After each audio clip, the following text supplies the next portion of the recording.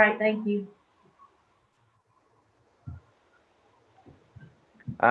Sir, I'm via phone, so is the Mayor Pro Tem there? Yes. Let the Mayor Pro Tem lead the meeting, and just when you go to a slide, let me know the slide you're on, since I'm not on video. Okay, Thank you. you're welcome.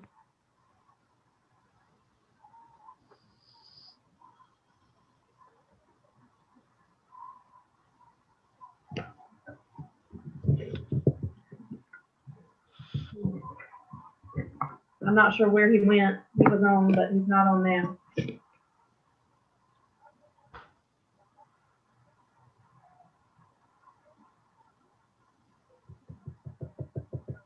I'm gonna go ahead and do the roll call. Mayor Tripp, Here. Mayor Pro Tem Newbern, Commissioner Davis, Yeah.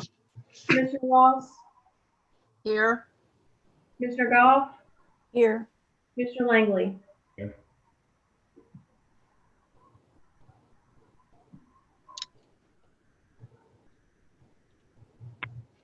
Since everyone is here, let's get started. I'll ask the manager if he'll start the process. Mr. Manager. Can we get an approval of the agenda first? Okay. Need a motion for approval agenda? Make a motion. Second. Motion made, second.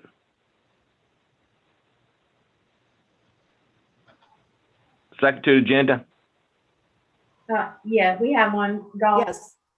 Commissioner All Goff. right. Anyone opposed to agenda, say aye. If not, then we'll set the agenda as is. Okay, Mr. Manager. Thank you, Mr. Mayor. I appreciate everybody being here this morning. I know it's early and we have a long workshop ahead of us, but I'm appreciative of the department heads. I think one of the things I wanted to mention to everybody is that I know this is a new way of doing business to some extent, but I do believe that the department heads like the opportunity to be able to present, or at least most of them, their strategic priorities to you so that you can hear where they're coming from. The idea is to create some synergy here between myself, the board, and the department head, so we're all on the same sheet of music talking about those strategic priorities that matter the most to us. And the idea is if we're doing that, then we're going in the right direction. This is more strategic planning as opposed to budget planning. There are some capital items that will be briefly touched on in today's presentations, and those will be discussed further as we get into the budget process. But this is a strategic planning session, and we need all players involved. Our department heads are very important to us. They're boots on the ground every day. They see what's going on, and I think it's important that they communicate to you in a forum like this to say, these are our strategic priorities. These are the things we're faced with. And at the end there, you see there's an Excel spreadsheet. And what I want to talk about is what the priorities of the commissioners are, not just the ones that you heard from the department heads, but any new priorities that you might have. So it's a team effort, and I know it's a little bit different. So again, appreciate you listening to them. And we're going to go through it pretty quickly because the most important thing is, to listen and learn, but then to be able to ask some questions and decide our path going forward. This is just a first step in identifying, again, those core strategic priorities that we think are vital to the future of Ayden as a group. And, I know that in the past, there have been things I've looked at how the retreats have been done in the past prior to COVID. And we're still working off a lot of those things. And I've gotten a lot of input from the mayor and some others on their priorities. And so we're able to take those things and work with them and bring them forward to today. But we've made a lot of accomplishments over the years recently by taking a look at those priorities and those goals and objectives. But today we're kind of looking at it a little bit different. You don't hear from the department heads, I don't think, or you haven't heard from them as much maybe as you should have. And so now today you get to, and you get to hear about their goals and objectives. So if there's any questions, go ahead and ask, and then we'll kind of jump into the department presentations about why we're doing it this way. Are there any questions from the members? Not at this time. Okay. Anyone else? Okay, Mr. Manager, please proceed. Okay, thank you, Mr. Mayor. The first one we I was have. wondering, can you guys hear me? Can you hear me? Hello? I got you Yes. loud and clear. Yes. Hear me loud and clear? Yeah, go ahead, I have a Mayor Pro statement to Tem. make. Yes, sir. I have a statement to make. I had voiced my opinion as an elected official to the manager about how I feel about this meeting. I still do feel that way. I feel that our previous managers, working in conjunction with the Board of Commissioners, would put forth information, needed information that that we could use, and we've made some pretty good decisions, pretty good sound decisions. I don't feel that bringing in the directors, I feel the weight is being shifted from the manager to let me take my glasses off so y'all can see. I feel that the weight is being shifted from the manager to the director. The directors know what they need. I feel like I'm kind of being drugged through the mud. I don't know how anybody else feels, but I'm straight up. I'm just, the manager should know already, like the other managers know. This is what I'm used to. And we didn't have to sit there all for 4 hours and grind and grind and grind. You know, if the manager is in charge of the directors and knows what he's doing, our history has it that the manager present that to us, and if we had any problems, we would let the manager know, he contact his directors, boom, problem solved. That's my opinion. Thank you. Thank you, Mr. Mayor Pro Tem. Anyone else?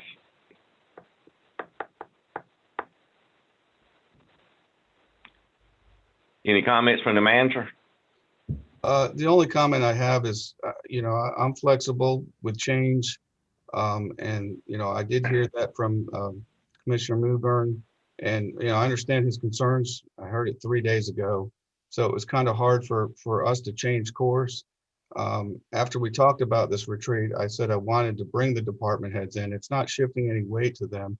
It's empowering them to be able to give you their strategic priorities, talk to them about what they need so you hear it directly, not just from me, but from them. And you can ask them questions directly, and it's more collaborative. And that's the process. It's not trying to, there's still a lot of work to be done. This is not a budget workshop. It's as much as it's a strategic planning workshop. So we want all hands on deck, and we want them to talk amongst each other and try to find out ways forward that we can work collectively to better the town. That's what it's about. It's not about individuals or different agendas. It's about the priorities that they've set forth in these PowerPoints. And it is a little bit more work that I've asked them to do.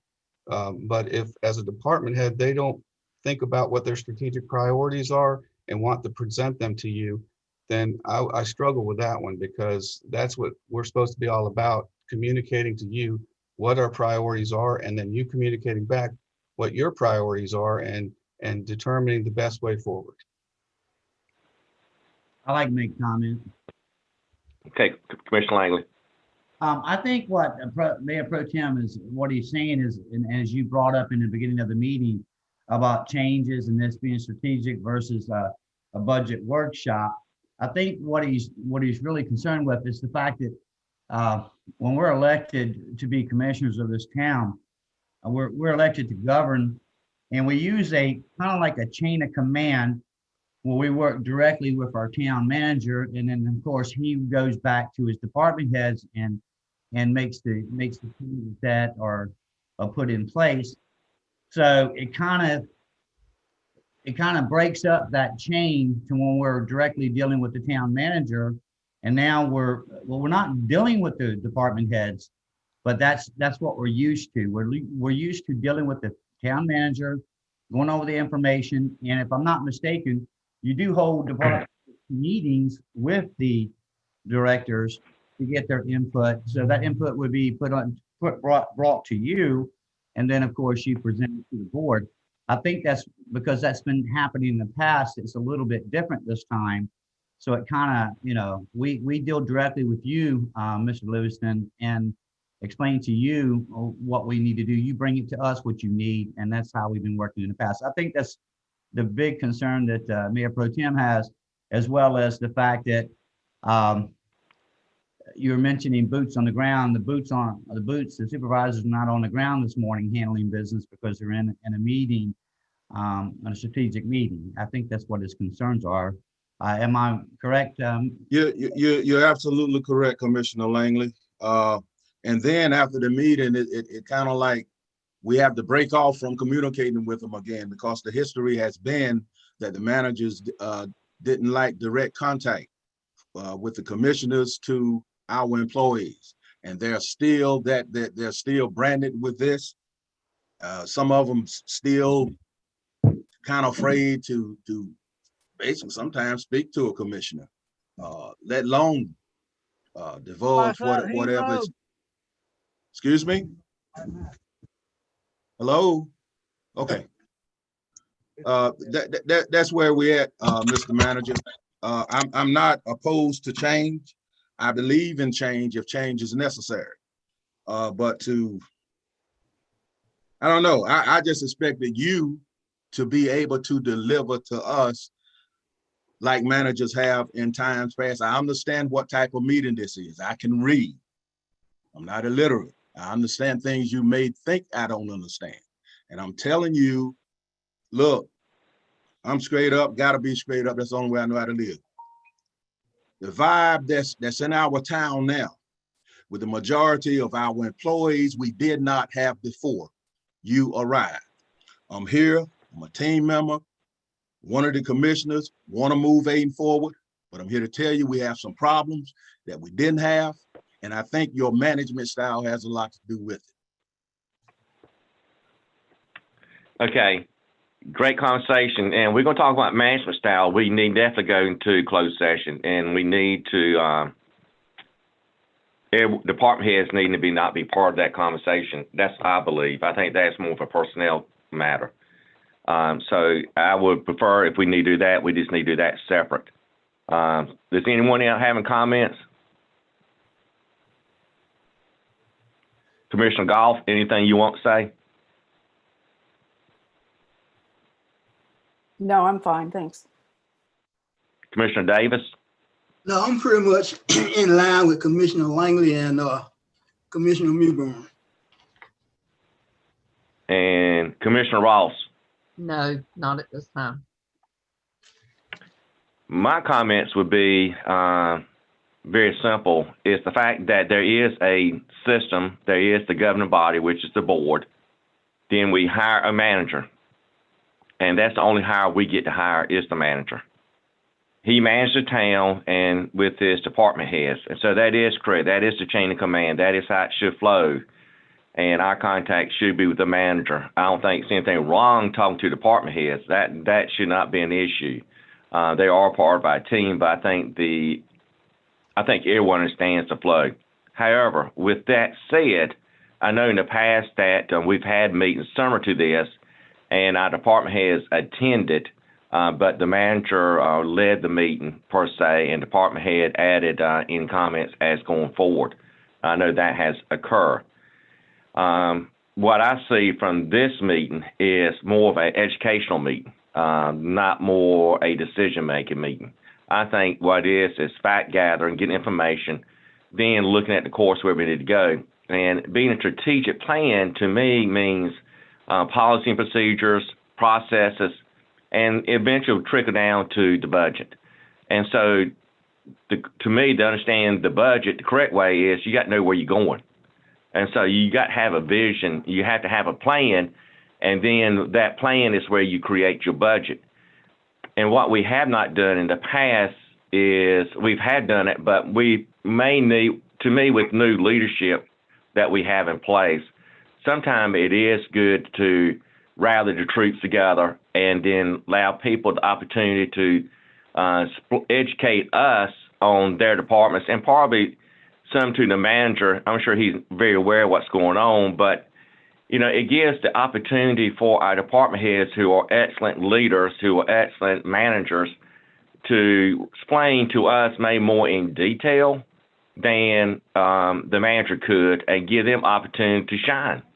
To me, it is an opportunity for them to be groomed, to make presentations to the board, and also to represent the people who have feet on the ground.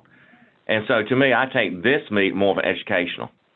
I don't think it's really a decision-making meeting. I think that we'll get information that allow us to make decisions, but I think it's a way that collaboration between department heads hearing each other, how they can collaborate as a team, understand that maybe the rec department need to give up some of their resource, or maybe not. Maybe they should gain by listening to another department head and their opportunities. So I value all your opinions, Mayor Pro Tem, Commissioner Lang, Commissioner Davis, Goff, and Commissioner Ross. Let's give this a try. Then at the end of the presentation, or end of where we are today, we can regroup and say, okay, we can help the manager going forward with future meetings. So I would take this more of an opportunity to be educated by our great department heads. I think they do an outstanding job, and we give them an opportunity to shine, because they get opportunity to brag to us what their department's doing, and we should value that. That is my opinion. So with that said, can we just, if you all in agreement, can we just move ahead and start the agenda and start the process? Y'all good with that? I'm fine. Okay. Yes. Mr. Manager. Okay. Mr. Manager. Thank you, Mr. Mayor. We can start with the Arts and Recreation Department. Before we do, but I just ask that you be patient with this process. And if I'd have known the intentions of what you wanted, we could have certainly done things differently. I didn't go forward with this thinking that it was going to be met with any type of resistance or any type of management change or style. I'm certainly the manager. I'm certainly in control here of the department heads, but it's really not about control. It's about collaboration. And I'll just leave it at that. That's what we're trying to do here. So the first one up is Mr. Duncan. So if he'll start his presentation, we'll go from there. Thank you. Good morning, Mayor and Commissioners. Can y'all hear me? Yes, we can hear you. See. All right. The Recreation Department, our job is to manage, direct, and supervise and coordinate various recreation programs, special events for the community, including maintaining our parks and our recreation facilities. Our mission statement is, the mission of Ayden Arts Recreation Department is to provide high quality, diverse, accessible programs, services, and facilities that embrace the quality of life to all ages, cultures, and abilities. The vision of our department is the leader in programming community health and well-being through fun process and memorable park and recreation experience activities by providing safe, well-designed, and maintained facilities, providing a broad base of programs and services. Critical issues. Our biggest critical issue right now is the main building that we're in. We need to look at getting the classrooms brought up to code with new drywall, because the plaster's getting wet because the previous leaks and stuff with this flat roof. As y'all all know, a flat roof is hard to stop water leaks. And then we need to get, instead of having every room here heated and cooled by window units, it'd be better efficient if we had some type of heat pump system in here and bringing our bathrooms up to ADA standards. With more classrooms and ability, that would give us opportunities to add programs, have classrooms to add different types of programs in the system. Looking at art programs and stuff, and try to music programs, maybe if we can find instructors, different types of programs. Okay. Next critical one is the tennis courts. We need to redo our tennis courts. They're got bad cracks in them, and the asphalt needs to come out, and look at maybe putting LED lights in and stuff to lower the electric cost of the lights and be able to get a tennis program started back. Hopefully we can get tennis back popular again. It's one of those sports sort of like golf, which the pandemic really helped golf. It's sprung back up around, but tennis is still on that seesaw battle. We need to get another superstar tennis player to promote it like Tiger Woods did with golf. The last one is finishing our district park. We need to finish getting the baseball fields, softball fields done. We need them. We could use them tomorrow with the number that we keep increasing with our softball program. And of course, we'll be able to host tournaments out there that could raise money for the town and concerts. I know last year I tried one and we got rained out. I still got one on the back burner that I'm looking at trying to do once we can come back as a mass, as a group, and do that. Right. Our goals and objective is just improving our marketing. You know, a lot of times we still have people that don't realize we're here.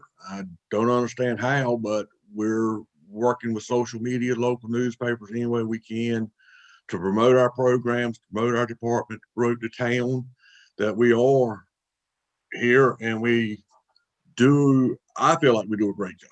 I have full confidence in my staff. I have 2 great staff members and they're fully invested in recreation. They like going to clinics and learning more how they can be better recreation leaders. To focus on gaining, that's part of gaining knowledge stuff. I mean, we go to, like I say, I want them to go to conferences, lectures, whatever they can to gain more knowledge, to become better recreation leaders for the town of Ayden. Improve communication with coaches. We send out emails and stuff with coaches and stuff. We just need to keep that strong in recruiting coaches in that we want. We want qualified coaches. Not my biggest thing is, and I tell my staff agrees, that when we look for a coach, it don't matter. We want to know a little bit about the sport, but as long as they're good to our kids. We want them to be good to our kids and show good leadership skills to our kids. That way our kids have a role model. We look for more a role model as a coach versus, you know, a coach like Coach Davis that knows the game and is going to work them hard. We want them to have fun with it and like I say, and have a positive role model. Increase senior trips. COVID stopped a bunch of them this past year. We've already got one scheduled coming up in the near future here, and look at trying to get them to go to more historical spots and learn the great state that we live in. Where I like to plan some overnight trips with them. We've done one a few years back where they went to Myrtle Beach, so we're looking at doing things like that. That concludes mine. Any questions? Mr. Duncan, may I Any make a questions? statement? I'd like to just Yeah, make a please go ahead. statement. Your programs are spot on, and the reason I know that is because I hear from not only the people within the town of Ayden, but also have received accolades for your programs from people who come in from Grimesland, Grifton, Greenville, Winterville, and have told me what an excellent job the sports programs and the arts programs that you have. So I just wanted to pass that along to you. Thank you, ma'am. I will pass that on to my staff. They do the work. I lead them, or they lead me sometimes, I think. But yeah, like I say, I've got a great staff. One thing that I'm looking forward to, and I hope the board is too as well, is getting this gym renovated. That's a big project for us, and getting the bathrooms upgraded in the concession stand. I don't know if any, I'm sorry, Matt, I didn't mean to do that. No, I don't know if any of y'all rode by on 6th Street, but the whole front of the gym is gone. They've tore that part of it out, so they're really moving on with this project. I got a question, Mr. Duncan.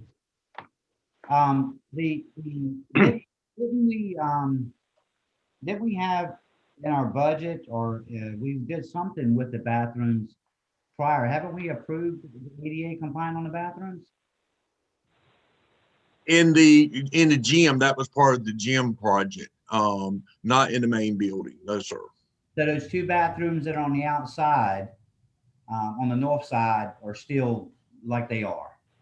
Yes, in the main building. Yes, sir. Okay, thank you.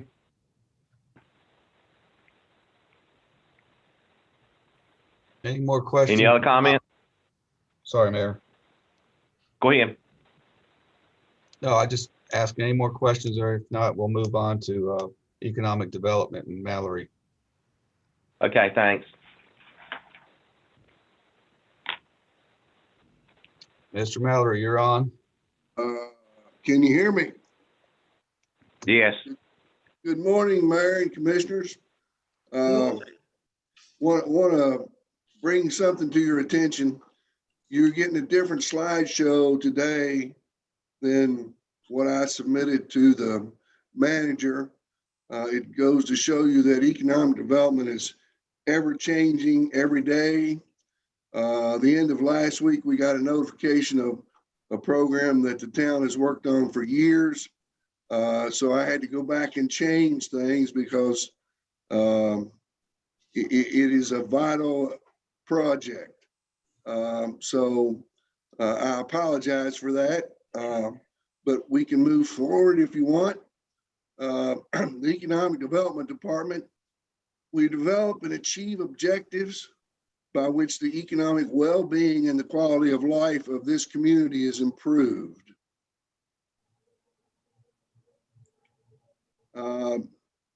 My mission, or the mission of most economic development departments, it's a responsibility to catalyze and quantify growth while improving both the community and the socioeconomic improvement of our citizens. Number one on our list was the branding and marketing Ayden. We just recently kicked off the meeting.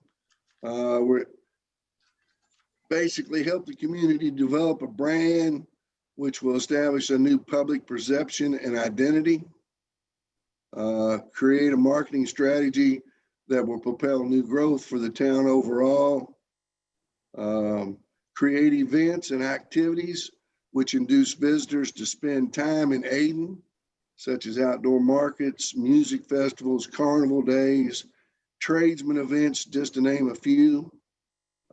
Improve the downtown aesthetics and improve the overall cooperation between organizations to help promote the marketing strategy.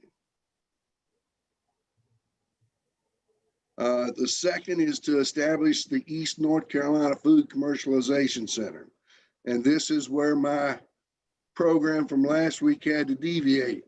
We found out on Thursday, after I submitted the original one that is in your packet, that our North Carolina Food Commercialization Center has been put back in the state government, and originally was an $8 million project, now is a $9 million project.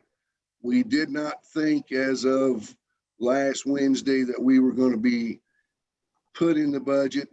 This does not mean we're funded, but it means that we can move forward a little bit while we watch what the state does with the government. They did approve us for another $1 million more in the budget than 850 more, I'm sorry, than originally was asked for. So that's a great thing, and it looks very positive. We continue to seek the funding for the commercialization center, which is now a $9 million project. Establish the facility and begin processing of locally produced food while educating local producers and our community about food safety and processing. Establish lasting relationships with the North Carolina Department of Commerce, the Economic Development Administration, and the Golden Leaf Program. And third on my list is to improve Ayden's ability to attract new investment. Help the new nonprofit Economic Redevelopment Corporation with seed money so that we can solicit outside investment from both governmental and the private sector. So those are the 3 top priorities. Any questions for Mallory?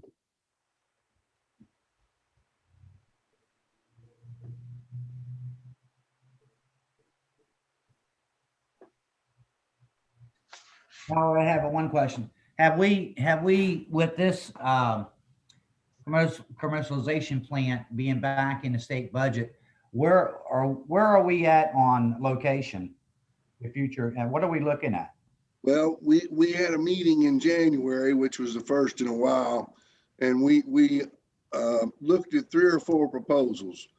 Number one, we looked at scaling the project down. Now, I understand this was before we thought we were going to be put back in the state budget. We looked at 3 or 4 options. One was the Walmart building.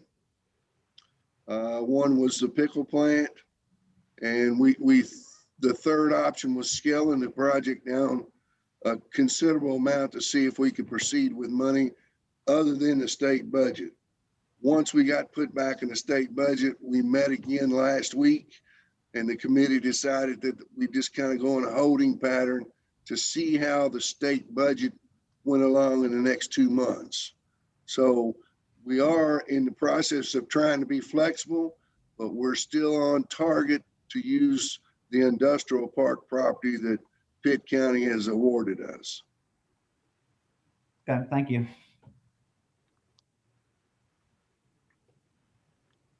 Any other questions for Mallory?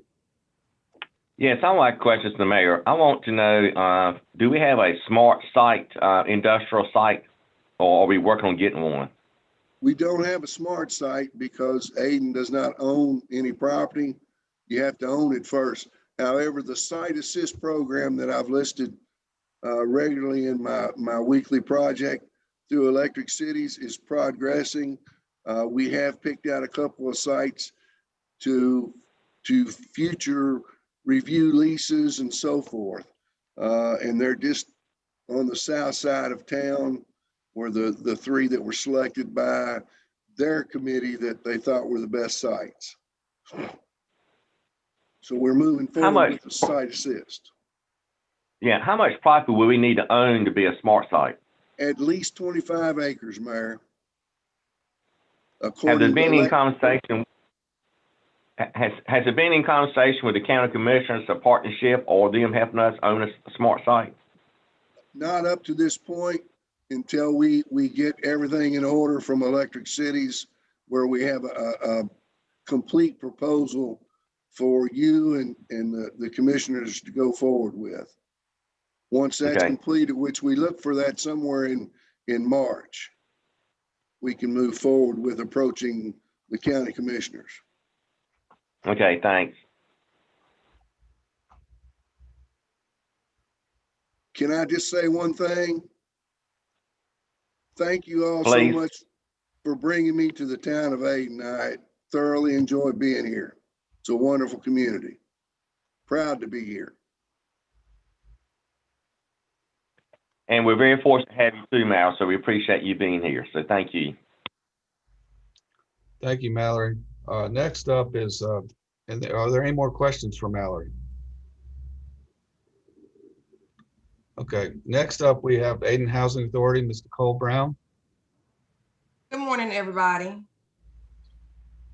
Good morning. Can you guys hear me okay? Morning. Morning. Yes, we can. Okay. So our purpose as Ayden Housing Authority is to provide safe, decent, and affordable housing. One other thing we like to focus on is bringing families together through family-oriented activities. Prior to COVID, we were able to accomplish this by doing some father-daughter dances, mother-son dances, community outreach. So that's always important to us to try to bring the families together for the sake of the community. Educate our residents on financial literacy, health awareness, job readiness, and any other services to improve their quality of life. And our mission statement is consistent with HUD's mission statement. HUD's mission statement is to create strong, sustainable, inclusive communities and quality, affordable homes for all. HUD is working to strengthen the housing market to bolster the economy and protect consumers. Meet the need for quality, affordable rental homes. Utilize housing as a platform for improving quality of life. Build inclusive and sustainable communities free from discrimination and transform the way HUD does business. And that truly is how we try to operate every day. Our goal is to put families in homes that are safe, that not only are safe physically, but that look good, something they can be proud of.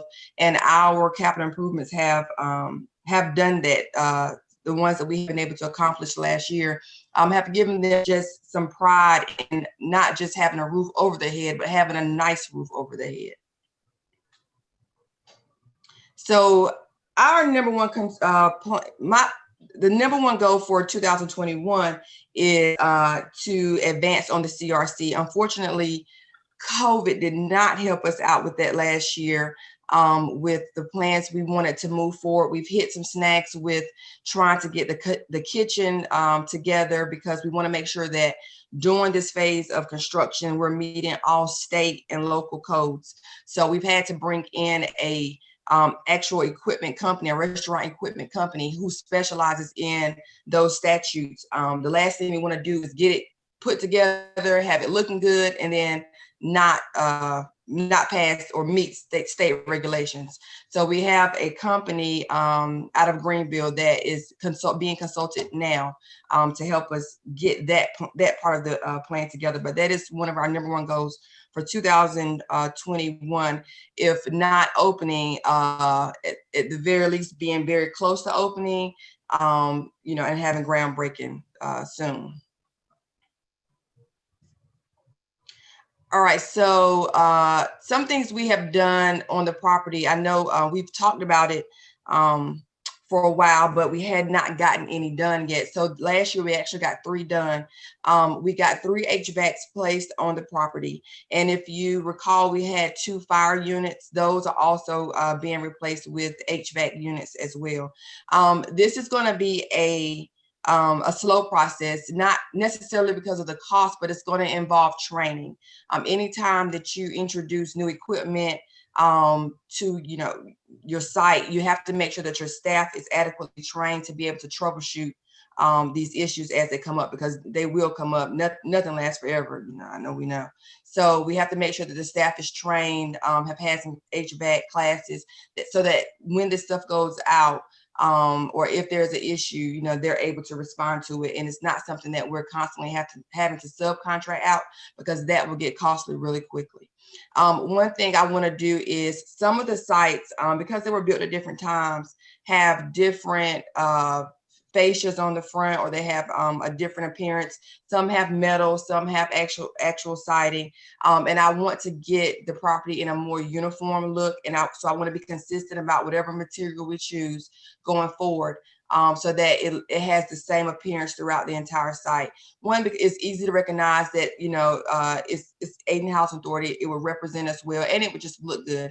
The metal over time, of course, it needs to be repainted, and then you have dents in it sometimes, and it's more expensive to replace. So, but we're looking at having a more uniform look. And I chose this picture because this is actually one of the ones that has the siding, and it actually looks good. So this is something we're looking at doing, and maybe changing the layout of how the siding is placed. But those little details, I think, will make it look better from the street. I'm all about curve value. So that's something we want to look at coming up. And then having new doors put on. Our entry doors, and I apologize, this is, I was trying to find an entry door, but it kept giving me screen doors. Our entry doors are older, and there is just time to be replaced. So we're looking at doing that on the property as well. And then, and let me say this, I want to say this, all of these things that some of the future things we have are contingent on what our final budget is for the Community Resource Center. And the Community Resource Center I often refer to as the CRC, but having that budget put in place first is going to be crucial, because we need to know, once we get the plans put together, once we start sending it out for bids, what we're going to be looking at in terms of construction. So some of that other stuff is going to be prioritized in latter years or later in the year, once we get that budget for that CRC in place, because we want to make sure we can operate, smoothly like we have now. We want to make sure that dollars are there. And so all those things that will be considered once the CRC budget is finalized. And so here I have some land that is behind Juanita. Some of you probably remember, I actually didn't know it was there until a few years ago, but there's some equipment, some playground equipment. So there used to be a fairly large size playground back in that area. There's a swing set there now, merry-go-round, looks like some monkey bars. And then over time, the wood line has just kind of taken over, and it's kind of advanced and advanced and advanced. And so in there is a large amount of land that is still that can be utilized. So sometime in the future, and I have my eye on grants to see, what may drop, something that can help us accomplish that. But sometime in the future, I would like to look at putting some senior housing there. I think it would do a few things for us. It would address the need for just senior only housing. A lot of times your PHAs have a lot of multifamily, and some of your senior housing are mixed. They're mixed income, where you have some of it is subsidized by HUD, but some of it is private investors. So this would be a senior only PHA subsidized property, and it would meet that need for that, and it would also increase the financial stream from HUD for adding additional houses to our portfolio. So that's something that we're looking at doing. And the goals we want to have wrapped up for 2021 are we need to get fully staffed. Right now we're operating off one maintenance man. And so we had 3 maintenance men. We have 175 units, and we had 3 maintenance men. The standard is 50, 1 maintenance man per 50. So we need to get fully staffed. And so that's on the top of my list right now, is getting the maintenance guy. We have some help. And then we need to get ready for REACT inspection. We had a good REACT, but it's our year to be inspected again. So we're working on that this year. We want to have another successful audit. We just completed our audit for this year, and we had no findings. So we're in good shape. So we want to position ourselves to be in good, to have another successful audit for this upcoming year. And then we want to continue to be a resource to not only Ayden Housing Authority, but Ayden at large. One thing that we've tried to do this year, or in the last year, is just be more immersive with Ayden itself, because we are a department, and so we fall under that Town of Ayden umbrella. So our resources, as long as it doesn't, require going into our federal funds, we can try to help things with that Ayden does. For example, we can provide senior food boxes because it doesn't cost us anything. We've partnered with senior food, CSFP out of Raleigh. So we can provide senior food boxes for all of Ayden residents if they want to register with us. So those are some things we're trying to look at doing more of. It's just not only being a resource to our people, but seeing how we can help the town with some of its other goals. And so 2022's goals are to improve the appearance of AHA, get all the units painted interior that have not been done within the last 5 years. This is actually required. So we're required by HUD to paint all the units every 5 years. Of course, with COVID, that was a call that I had to make not to do it, because I had to be mindful of the staff and the contractors as well as the residents. We don't want the staff or residents, somebody contracting something inside the unit, or somebody coming in to bring something into one of the residents. So that's something that as soon as we can kind of get some leeway or some clearance, some where we are with COVID, and we can kind of get back to that. That's something that needs to get done. And then we would just want to resume the normal activities that we had scheduled there. And I apologize, it's supposed to be halted. But we want to resume some of the normal activities that we normally do annually, but they have been affected by COVID last year. And that concludes my presentation. Does anybody have any questions?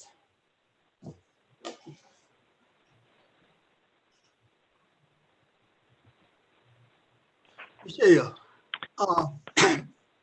where exactly is that old playground on Warden that you were talking about? It is behind Sunset Street. Oh, okay. Yeah, it's behind Sun Street, and it's actually it must have been a large playground because the equipment back there, or the playground equipment is large. It's not a smaller type. It's more industrial. You know, it's an industrial size swing set and merry-go-round. So it must have been a fairly good sized park. I personally have never seen it operational, but I do have evidence in those woods that it was there once upon a time. I think that was part of old South Aden High School. Oh, okay. Cause where those projects are, South Aden used to sit there, the football field. So okay, part of it. Okay, well that would make sense then. That would make sense. That is, and I may sometime sooner rather than putting something there is a later idea, but I need to get some of that lot kind of cleared back, because what has happened is some youth or somebody has found a way inside of there. They've kind of created a walk-in trail, and I don't want it to become an unsafe area for people to congregate or whatever. So you may start seeing some of that kind of be moved back, just so that I can alleviate any hidden areas that, you know, something may happen back there.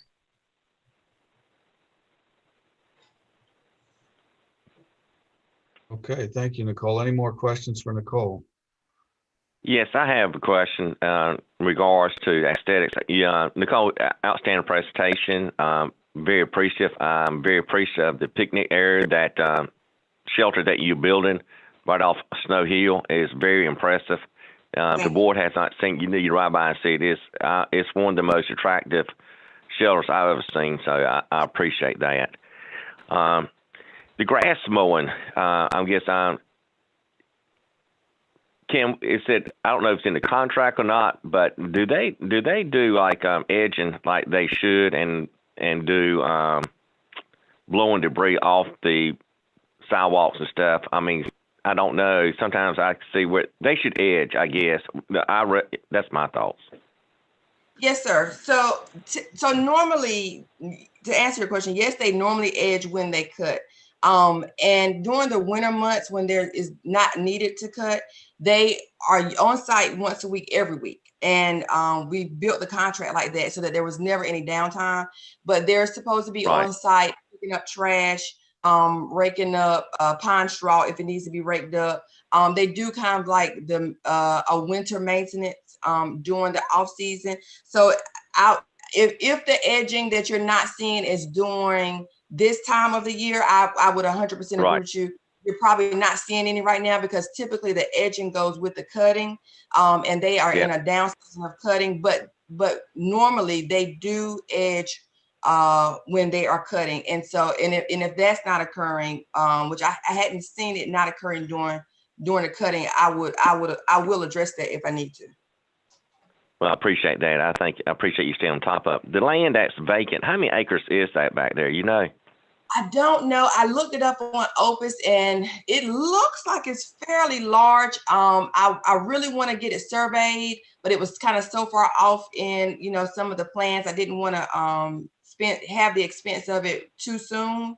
But I honestly don't know. I just know, looking at Opus, if you look at kind of where the property line stops, it goes back fairly deep into that set of woods. Yeah. And as far as vaccination with COVID, is there anything that we can do to help our residents in that process? Yes, sir. Somebody reached out to me yesterday about that. I am starting to work on that. I would love to be able to bring the vaccination or bring a crew in from the health department to come in and set up a site at our Annie M. Brown room and start to do that. And if we can do that, and if it's at no expense to the housing authority, I don't see why we couldn't do it for the town of Aden. Yeah. Okay. If I can help you with that, just let me know. Okay, I sure will. Thank you. Thank you. Appreciate what you do. Thank you, sir. Thank you, Nicole. Any other questions for Nicole? She does do great work. And, you know, I think on those immunizations, we can also contact the COG. They're working with some regional providers. And that was one thing I was going to do. So I'll talk to you about that. So next up, we have Kim Rayner with HR. Yes, thank you, Mayor and Commissioners. This morning, I will just briefly go over my presentation. I'm on slide 19, Mayor, if you're following along, so you can follow along. Some of the responsibilities and visions that I have, we're a new department, so we can only grow from here. What we intend to do is identify and satisfy the needs of individuals, archive and achieve and maintain high morale among employees, provide the organization with well-trained and well-motivated employees, enhance employee capabilities to perform the present job, and inculcate a sense of team spirit, teamwork, and inter-team collaboration. So by doing that, of course, I will listen, encourage, and of course, educate to the best of my ability. Slide 20 is one of the priorities that I have set for this year is an employee assistance program. We had an employee assistance program back when I was first hired, I think in 2005, but we have not had anything since. I have had a meeting with a provider that has been approved by the league, and I think it's a good outlet for employees that have issues at work. Also giving unbiased opinions, and then also sources of community help. I think that's one of the things that we definitely need to implement, and just to provide a more motivated and well-balanced employee. Slide 21 is our wellness program development. This is one of the things that Manager Livingston brought to my attention that he would really like to see implemented. And to that, we have built a program. We also have an established committee of about 5 members. A couple of our main goals, I think, are to promote healthy lifestyles, physically and mentally.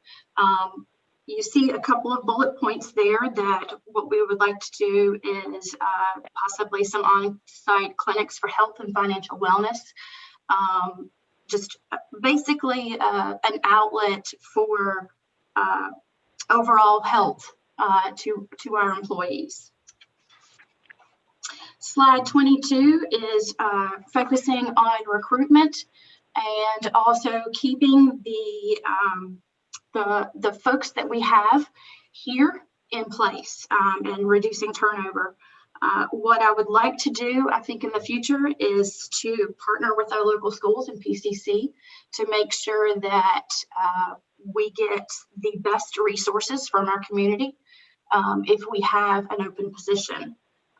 What I would also like to do is expand the employee portal on our website, and then the webpage for employment opportunities, and possibly making a promotional video showing why you would want to come to work here, and basically highlighting the benefits that we have, and making sure that the salaries are attractive to applicants.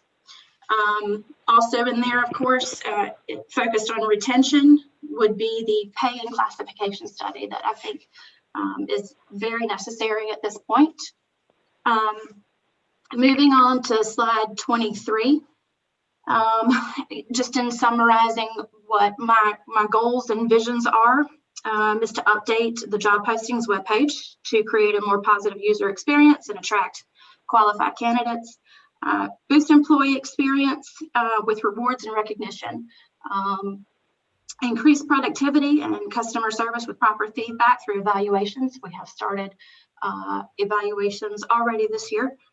Increase the percentage of workers who express we have a positive work environment with an annual survey. We just completed an annual survey, and a lot of people like working here.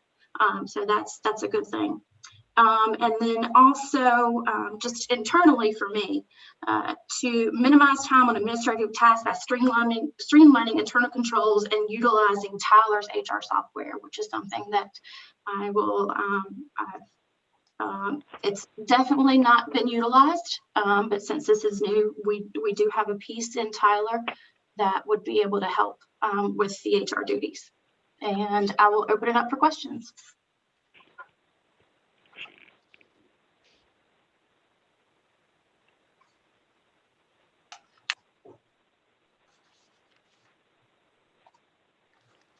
I'd like to make a comment, Yeah. if I may, Mayor. Okay. Just quickly, Kimberly's jumped into this position and she's really learning fast. And I'm impressed with how quickly she's gotten to gear with a lot of these programs. And they sort of form the backbone of your organization. And that's what we're doing now with the new personnel manual that we're working on that you'll soon see. And one of the reasons why we're doing this today is to keep you informed with a lot of things, like you said, is going on. And there are a lot of things going on in HR right now, things that have been, I think, because we didn't have a full-time dedicated person. Remember, her job isn't full-time HR because she does payroll as well. But the fact that she's able to put these things together and move us forward in this direction is really, really promising. And it's good for our organization. Yeah, this is Steve. I would agree with that, and something that I know the board has really talked about over several years, this need per se, and I think, Kim, appreciate what you do. The one thing that we did talk about in previous meetings was update pay and classification plan to meet market competitiveness. That's something that we'll probably have more conversation about in the future, Mr. Manager. Yes, we are. That's a goal, and I've met with all the employees since I've been here. I didn't get around to as quickly as I'd like to, but one of my priorities is to install a merit pay system. I think everybody who comes to work wants to be recognized, like Kim was saying, for their good work, and not just, do it day in and day out and do your job and go home, but try to work hard to make a difference in the organization. And when people do, that's one of the purposes behind a merit pay system, is to recognize that's hard work and also to move people along the pay scale. We've got a problem. If we don't have a tool to do that, we end up with what's called compression. And we're starting to see some of that in our organization. One of the things that I noted, the overarching theme that we have here in Ayden is going to be unprecedented growth. So that means as time goes on in the very near future, we're going to have to make a lot of new hires. And that's why the HR position being filled and those foundational pieces we're putting in place right now are so critical. But we're going to need to do one of those pay and classification plans. But I don't recommend it this year. I do recommend that we put a merit pay in place and then we do it a pay and classification next budget year, because I want to make sure that we have some of these other foundational pieces like our personnel manual, our merit pay system in place before we move ahead with the pay and classification plan. But I mean, that's just my suggestion. I'm open to other suggestions. I think that's something that we may want to discuss, maybe in a top in the board, just make sure everybody's okay with putting off another year. I know that our current pay classification or pay plan allows a step ladder up over like a year, 2 years, that you automatically go up a level, get paid a certain percentage. Are we still implementing that plan? We've got what the issue has been is we haven't funded merit pay. So there's been no financial vehicle to be able to do any of that. We could alternatively, mayors, go ahead and do the pay and classification study, know where we're at, and then look at options for potential funding and what it's going to cost us. Because a pay and classification study, just for information, is probably going to run between 10 to 15,000. Implementing it's going to be quite a bit more. Just want you to be aware of that. But the problem is we've got the system in place. We just haven't funded it. That's what I've been told. And I don't see any funding Okay. anywhere else in the budget that I've looked for. Okay, that's the part we need to have further conversation at one of our meetings in regards to that. The evaluations, are we now doing evaluation of all our team members? Yes, sir. We've started this, and this is the point of this was to find a benchmark for what we thought a merit pay system would cost, and get a more exact number. It wouldn't be proper for me to come to the board and recommend a merit pay study. We've got that in our personnel manual. We do a merit pay system, but if it's not funded, it's subject to availability funds. So by doing this system this spring, we will know approximately, based on the reviews that are put in, what merit cost would be for our employees. So we can have a more accurate budget number. I would like to go ahead and put it into place sooner rather than later, honestly, but and I think it's that important. However, without funding in the budget, dedicated funding, we can't do that. So we need to gauge what it's going to cost us. And my last question is the annual survey. When will we do that for our team members? We've already completed that, and I've asked Kimberly to share that with you. She's compiling the final results on that. And I think you'll see a kind of a common thread through that study, and you're also or that survey, and you're also going to see a common thread through these proposals. And when my analysis of this, which is on a spreadsheet, in my opinion, is one of the most important things that we need to do is not just the merit pay, but look at some vacant positions that we need to be filled, and look at growing our departments as needed. And that's going to be a timing issue, but those are things that we'll talk about. We can talk about them today at the end of this. And I was going to do it offline without the department heads, because I really wanted just the board to weigh in on that. Okay. Thank you. That's all the questions I have.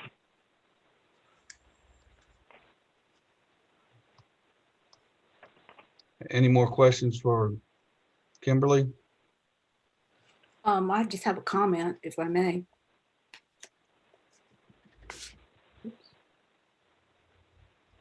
Okay.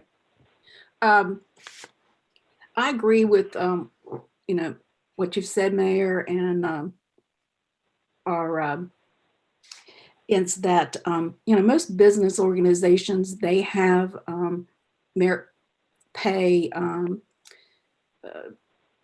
in their business plan and career opportunities. And I think this is something that we do need to discuss as a board to help our departments and our employees feel valued, but also that they do have opportunities, but that they're also appreciated for the work that they do.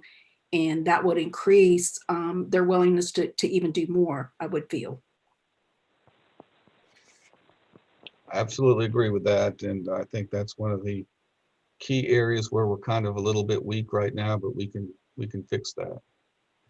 And that's what we're working towards. This evaluation period that we're putting forward is not going to be what it'll be next year. It's basically we're doing evaluations all at one time. And the idea, again, is to get a budget number to see what merit pay would cost to implement, so we can be fairly accurate with that number.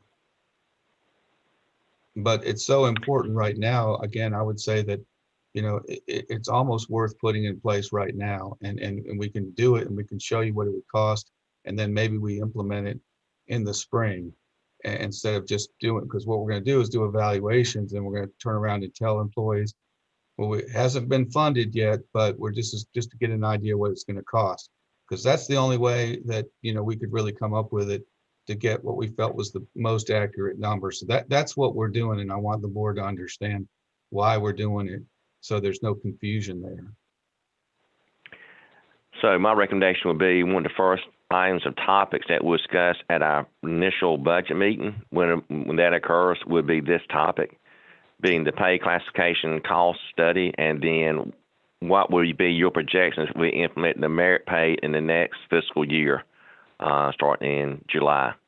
And so if you just, I mean, we know the numbers will be as accurate as possible because we don't know exactly, because we have not done that part yet. But I think it'd be a good conversation. So I would, it might take some time for everybody to talk about it. So I will put it on one of the first priorities when we start talking the budget about that process. Thank you, Mayor. We'll put it on there. And Okay, thanks. I have one question for Ms. Rayner. Okay. Yeah, Ms. Rayner, you did the employee survey, and you say you've got a survey from every employee in our town? Not every employee completed the survey, but I believe there was over a 50% response rate. Was it not a requirement, or was it if you want to fill it out? It was not a requirement, no. So, okay, so we don't have 100% participation from the employees on this. No, sir. This was something new, and this was not made as a requirement. This was something that we wanted to get feedback on where we thought we were. We think that this should be an annual thing because we would like to see how the data would trend up and down based on what we put into place. So no, this was not a required survey. What would it take? I mean, if it's something that we have to, of course, do it during the hours of work to where the employee is paid, what would it take to get 100% participation so the board would have an idea exactly what's going on with our employees in our town and not 50% of our employees? Can I take that question? Absolutely. I did kind of toy with that idea, and I did the survey like this in Plymouth, and I've required 100% participation. So actually, Commissioner Langley, I agree with you. We can make it a requirement. We just didn't want to go that way this year without, we just wanted to first kind of get a sort of a general pulse. But we could require it, that you're required to fill out one of these surveys. The only way it's going to be accurate is we have 100%. It's true. It's not as accurate. You're right. But it is a good idea of where we're at, though. I think it's a good reflection, but it's not as accurate as it could be if we did 100%. So that's a good comment, and I appreciate that. Okay, so we can't do it right now, is what we're saying. No, we could go back and tell them that the ones that didn't fill out a survey, we want you to fill it out. We could make it a requirement going forward, and I don't have a problem with doing that. So we have an accurate, with the survey, was it anonymous, or was it a name put on every survey?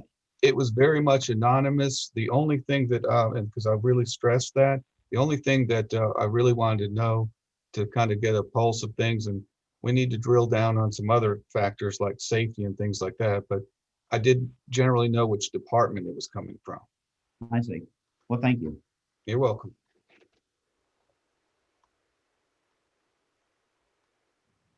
Anything else you'd like to add, Kimberly, or any questions for Kimberly?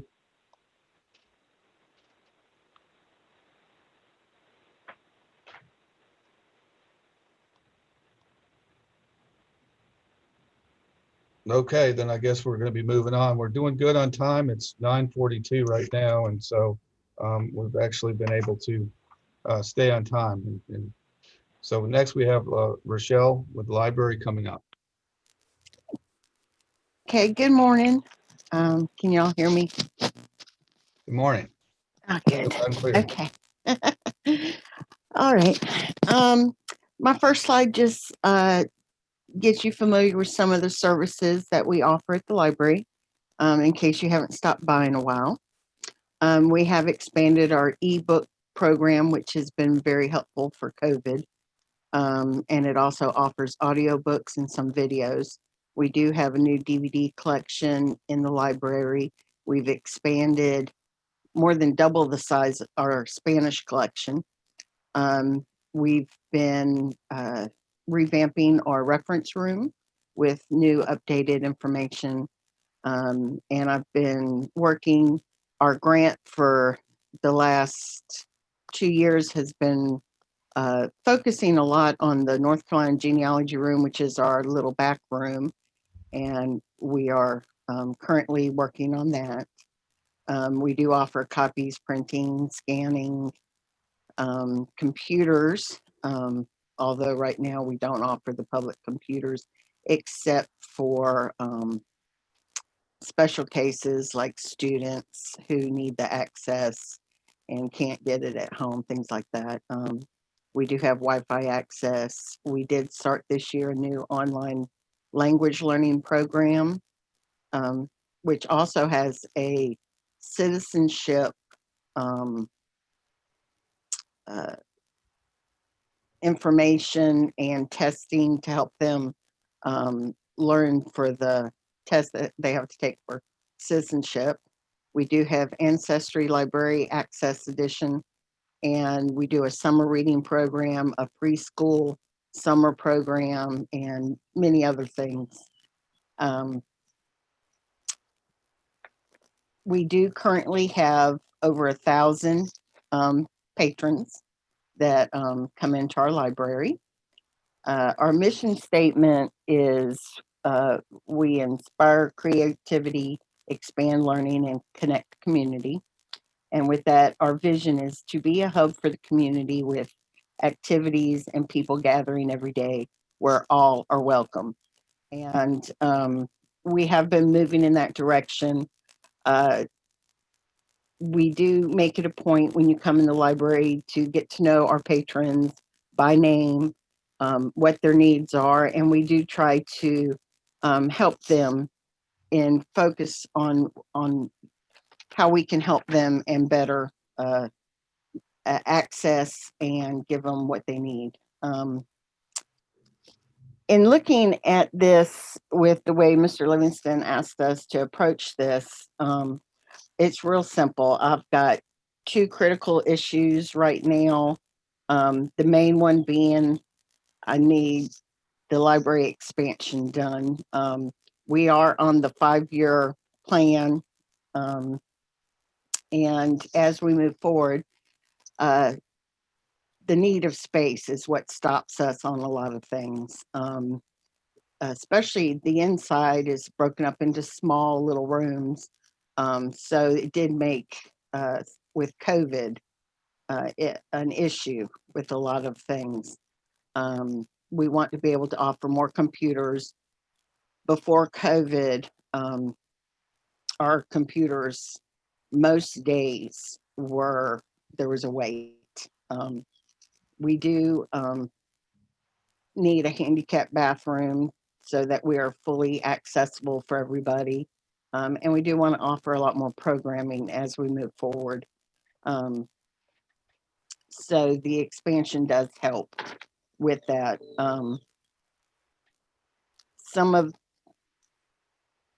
Well, I'll go into that at the end, but the critical issue too is something that was actually supposed to be done this year and it didn't come in, I guess, mostly because of COVID changing the issues. But my handicap ramp and the parking space is really inaccessible. The tree roots have pushed up the street. So as you can see from the picture on the right, the curb is not level and it's not, if you're in a walker or wheelchair, it's uneven. And the picture on the left is showing you at the top of the ramp, it is a gap there that they have to kind of go over.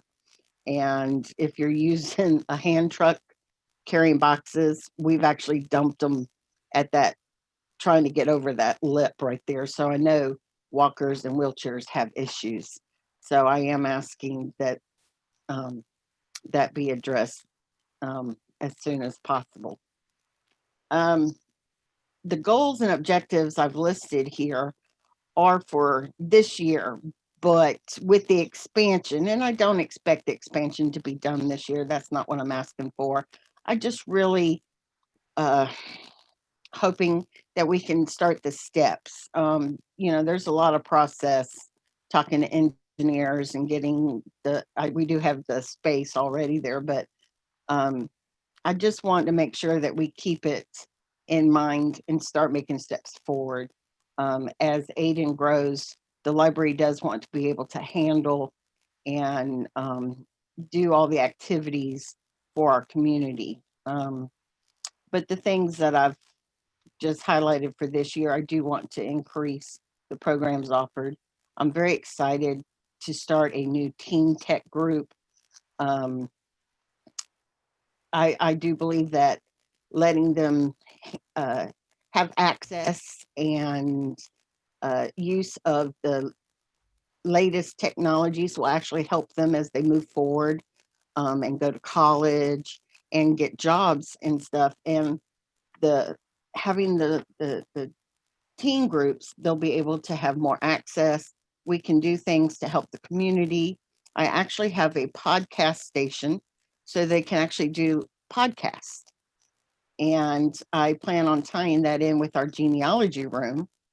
And they'll be able to do things like interview older Aiden residents. And then we can tie that in and give some of that over to the Historical Society, and then they can use it too over there. So we can be able to collaborate with other groups. I started last year a group I call Goals, which is the gathering of Aiden librarians. And I work with all the schools' librarians, and we get together quarterly so that we can help each other with different things that they might need my help with, or their parents of the students, you know. So we do have this already going, and we just want to be able to take it a step further. And so everything I have in mind pushes us in that direction. When I say hub of the community, I see us having different groups coming in every day. It might be the ladies coming in to knit one morning, and they're going to be knitting little caps for infants at the hospital or cancer patients. We might have a gathering of older veterans that get together one day a week, and they can talk about what it was like when they were in the service and get camaraderie that way. We might have a card playing group. We'll have seniors, we'll have mentoring programs, tutoring, homeschools, STEM programming. I see us really advancing and being able to offer the community what they need and how they need it. And the flexibility of having the more space will let us do that. So I hope you keep us in mind as you make your plans for what is needed in the town. And I thank you. That's it. Any questions? I just have a comment, and thanks, Rochelle. And I think that, you know, looking at your situation out there with the ADA accessibility, we'll do a cost estimate on that, but I'm going to say if it's less than 10,000, I'm going to recommend that we go ahead and fix that this budget year. We can afford that. But we'll have to figure out find out what that cost is going to be to make those repairs. Do you have an idea? Have you looked into that? They actually, and Wayne can address this because he came out with the contractor to get an estimate, and they're going to have to actually move the handicap space to the middle. But when they do that, they're going to have to, I guess, rip it up. And then I need some water line repair at the same time, which the town knows about, that they can do themselves, not contracted out. So it was a little more involved. And I don't know where it stopped in the chain because I wasn't the one in charge of that part. Mr. Hardy was, so you'd have to ask him. Okay, thank you.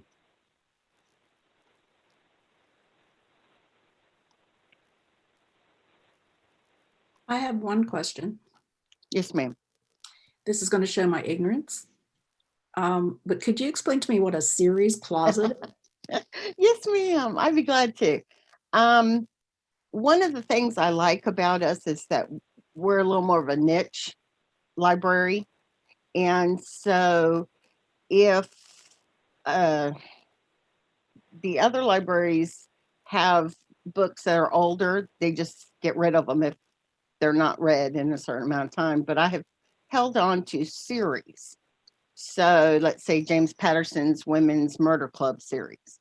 I have the entire series, but you don't want to take up the valuable front room space. So the series is now moved to a closet. However, as a patron wants to read the series, all they need to do is let me know that they do want it. And we prepare and have up front with their name on it, the next one in the series. So we're able to offer the whole series, but save space in the library. Good to know. Thank you. Thank you for asking. Any other questions for Rochelle? Thank you, Rochelle. Thank you. Okay, next up we have planning, Stephen Smith. Good morning, everyone. Just gonna give you a rundown on the planning department. As you know, we try to work with citizens and community leaders to build a consensus on how our town should grow, both in the short and long term. And again, this is accomplished through a variety of land planning functions based on the policies we developed as part of the town's comprehensive land use plan. And I do want to commend everyone for their hard work on that. Last year, ahead of the rapid growth we're starting to see now. And that land use plan is kind of based on five different areas: land use and community character, housing and neighborhoods, our parks and natural resources, transportation and infrastructure, and economic and community development. The overall #1 strategy that we're looking at this year and for many years to come is growth management. And we hope to do that by continuing to maintain and update our current development regulations to ensure orderly growth. And you've seen some of that probably over the last 9 months with the numerous subdivisions that we brought forward, as well as many of the rezoning requests that we brought before you. And another key component there would be to continue to develop our GIS system. That's our mapping tool that kind of shows us where the properties in the town are, where our zoning districts are. And that's a big key tool, especially in communications with the citizens and potential developers, because they'll call in and they want to know what the property's zoned or the utilities there. And we've got for a small town our size, we've got a pretty robust database of information. And as we continue to grow, it'll be very, very, very beneficial to continue to develop that system. Second strategy, and I think it's been a key one for our town for a while, is downtown revitalization. And two ways we're looking at that for the upcoming year is, again, to continue to enhance and expand our Main Street program. We are currently a Main Street America affiliate community, and the hope there is to become a full-blown accredited Main Street community, which opens us up not only to additional grant funding at the national level, but a lot of businesses that are looking to relocate, like to relocate into those nationally accredited communities. And secondly, we'll continue to enforce the non-residential maintenance code to ensure properties are safe and ready for occupancy. And I will say, since we started that program 2 years ago now, I think when we started, we had 14 or 15 properties that were out of compliance, that were just sitting there stale. As of this month, there are only 3 properties currently, with 1 property owner that is currently still under violation. The rest of those properties have either been occupied or have been listed for sale and or lease. And the third strategy is code enforcement. That's something that keeps our code enforcement officer very busy, and we'll continue to enforce those codes to support the health, safety, and general welfare of our citizens. And I think the goals and objectives for the coming year and many more, again, is to provide sound guidance to you guys based on our land use policies for both commercial and residential development. As you know, there's a lot of residential development currently underway.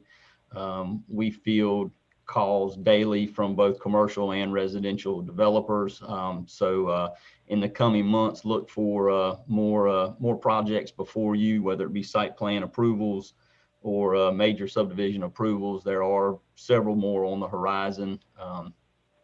We'll continue to work with Public Works and Utilities on needed infrastructure improvements. Again, they're starting to utilize our GIS system as well. As you recall, we did receive 2 AIA grants, both one for water and then one for sewer. And there's a GIS component to both of those. So data they're providing to us will be fed into our system that will, again, help Public Works and Utilities, number one, locate issues and areas that we could look for future improvement and expansion. And then, of course, we'll continue to work with economic development and the Chamber of Commerce, again, to bring more business downtown and to the town as a whole. And I'd be glad to answer any questions you might have at this time.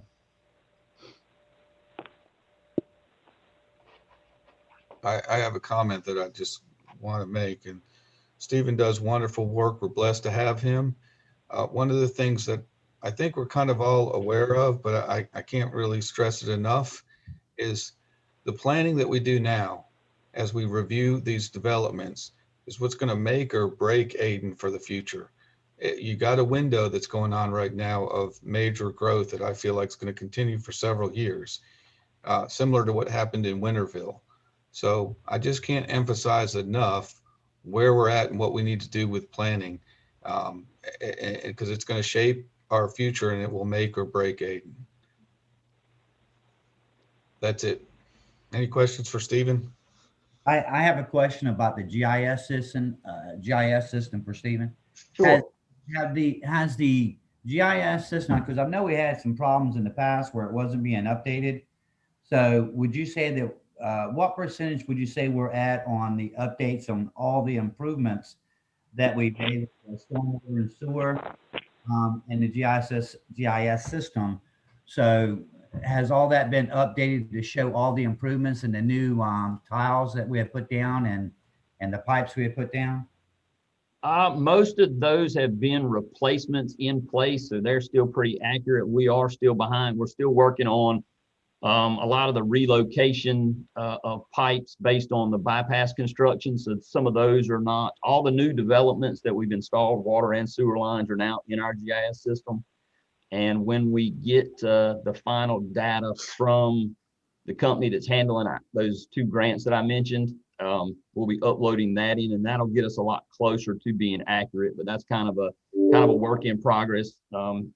But again, now as the new developments are coming in, we're going ahead and mapping those as soon as we get as-built drawings. So most of that stuff is now in our system. So and that's fantastic, because of course we're getting our new stuff in it. But do we have some type of accuracy on our older infrastructure, like our pipes that are 50+ years old, the ones that we've replaced, and where we need to keep going on that? Because I know we've had some things in the past to where we had presented to us an area that we had red, green, and yellow based on what we needed to replace. So the GIS system is updated on where we're at on that. Not necessarily, because I don't think it recognizes where we still need to work. Again, the original database that was put together some time ago based on the information they had. As you'll recall, maybe 6 or 7 years ago, the town actually had a full-time GIS person that's all they were focused on. And that's when that information was created. So now it's updated as new lines go in or as new lines are relocated. But I think once we get the data from the 2 grant projects that we're working on, we'll have a better picture of where we still need to make improvements. And then we can track that a whole lot better once we get that new and updated data. So that's in the works. Thank you. Mm-hmm. Any more questions for Stephen?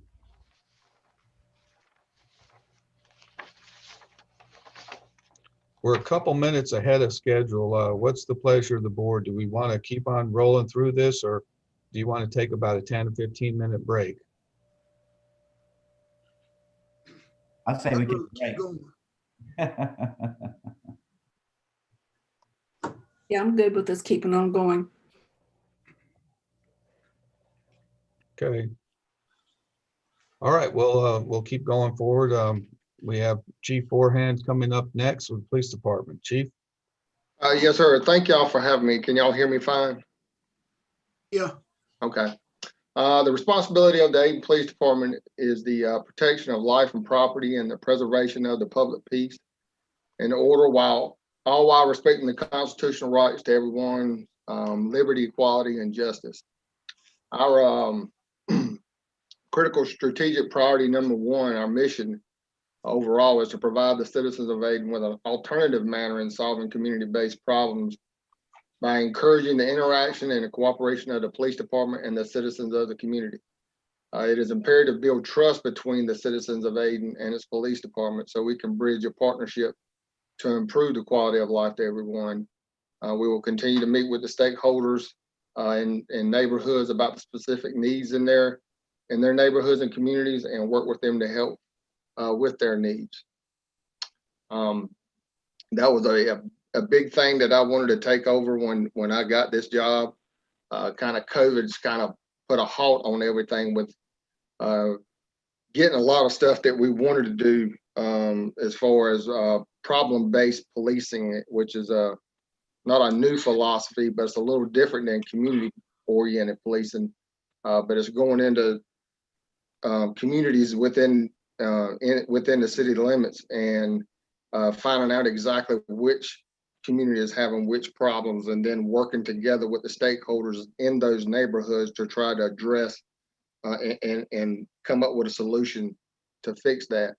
COVID kind of put a halt on some of that, and we're looking at some other ways that we can get around and maybe addressing that here in maybe the spring or the summertime. Critical strategic priority number two is recruitment and retention.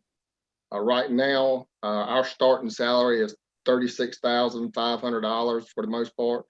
The state average across the state for a starting police officer with no experience is about $38,500, so we're under that. Winterville, Greenville PD, the Sheriff's Department, ECU, all of them are well above that. You can see that up there at $40,000 all the way up to $44,000, depending on which department you go to. Currently, a police officer is in a salary grade 15 and maxes out at $54,000. It starts out at 36. But like others have said, there's no path for an officer or an employee to reach that max pay. And one of the things the town manager is talking about, implementing a merit-based system, would help with that. Secondly, we're doing employee career development program here, where the officers through the state, they can get an intermediate certificate. Once you become a police officer, you're on probation for a year. And once you successfully get a year past you with no issues, the training and standards out of Raleigh issues each officer a general certificate. They have an intermediate certificate and an advanced certificate process. And it goes on years of experience, collection of so many schools, and it is a ton of schools that the officers have to go to reach it. Most departments pay their officers extra when they achieve this, and here in Ayden we do not. So I would like to get something implemented on that part also. Critical strategic priority number three is equipment. As some of you may know, the computers we have here inside the department, the workstations, they were hand-me-downs several years ago from the employees over at the town hall. They're currently still running Windows 7, which in my understanding is a massive security risk. And that comes with a little bit of a price tag, but we may be able to work something out to kind of minimize that. Also, another thing that we're looking into is a use of force tracking software. Which is web-based, it'll keep everything in files. Right now, everything is done by paper. There's no computer tracking. There's nothing. All it does is go on a file and sits in a filing cabinet once we've looked over the use of force reports. This can be used to show the department's transparency with complaints in the future. And the cost of that, depending on which software company you go with, can anywhere from $1,800 to $3,000. Next thing on the list is more CCTV cameras. I know the town, we purchased 10, I guess a little over a year ago. We had talked about getting 10 more last year, but because of COVID, the town manager and the past town manager and past finance director put a halt on that because of funds, excuse me. Approximately, we got some bids out right now, looking at some, well, not bids, well, quotes rather. We think we can come a lot down further from $40,000. But the annual cost of approximately, it costs the town $5,000 a year for every 10 cameras that we have in place. And that was something that Rob and Mr. Harrell didn't realize when they implemented this to begin with. And we had to come up with the funds out of our budget. It was never budgeted for. And but when we were talking about these cameras last year with Mr. Harrell, I told him, I said, you know, this is going to cost $5,000 for each 10 cameras that we put out there because of the data usage that we're doing. The new company that we're looking at may have some different ways of having so it may minimize that somewhat. The next thing is body cameras. That's to help with documenting incidents in the field by video, dealing with complaints and stuff like that. We have always, within probably the last, I would say 5 to 6 years, have been implementing body cameras here. We're looking at some new ones. We found some that we think was great. Matter of fact, we've been demoing them for the past 2 weeks, and they have worked out great. And we are actually in a grant process to get that funded through a grant, so it won't cost. And it's 100% grant, so it won't cost the town a dime. Another thing we're looking at too is police bicycles. Currently, we have one, and we'd like to get, you know, as many as 3 more, but I could deal with just one if that's the case. The cost of them, and I don't know why they're this high, but they're approximately about $1,000 each for a police bicycle. But that's to help put more officers out in the community, build better relations instead of just seeing an officer in a patrol car all the time. Our goals and objectives is to reach out to community stakeholders and discuss problems in their community and formulate a plan together to accomplish the task. Increase the department starting salary and employee salary by 5% to help with being competitive with other agencies in the area. Also have a plan in place for merit raises and pay incentives for intermediate and advanced certificates for training in the Standards Commission. Purchase new workstation computers for the department, use of force, reporting software, more CCTVs if that's what the board chooses to do, and police bicycles. And that is all I have. If y'all have any questions. I just have one quick comment to the board on this. Body cameras, I was surprised to realize, and I think we have a good chance of getting this funded, but I was surprised to realize we didn't have body cams, and those are vital to any police organization these days. And I think that the chief and I agree on that, but just wanted to make that comment. Chief, you got anything to add to that?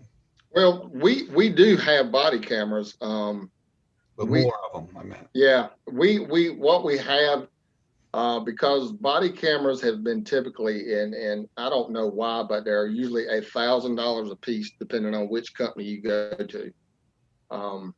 We have found this company now And I got word of this company through another department. And I got to say, I'm very impressed with what they have. Right now, we have no way other, and I have talked with the IT people about putting a secure location on our server for uploading all the body cam videos that we have. None of them that we've, well, the last 2 years anyway, or the year and a half, have been able to do that. So we have them downloaded on an external hard drive, which ain't really the greatest thing in the world to have. This new company that we're dealing with, it comes with everything you need: the body cameras, the computer, it's an FBI certified hard drive that comes with it, and its own software to be follow that chain of evidence and so forth for court. It's a great piece of equipment.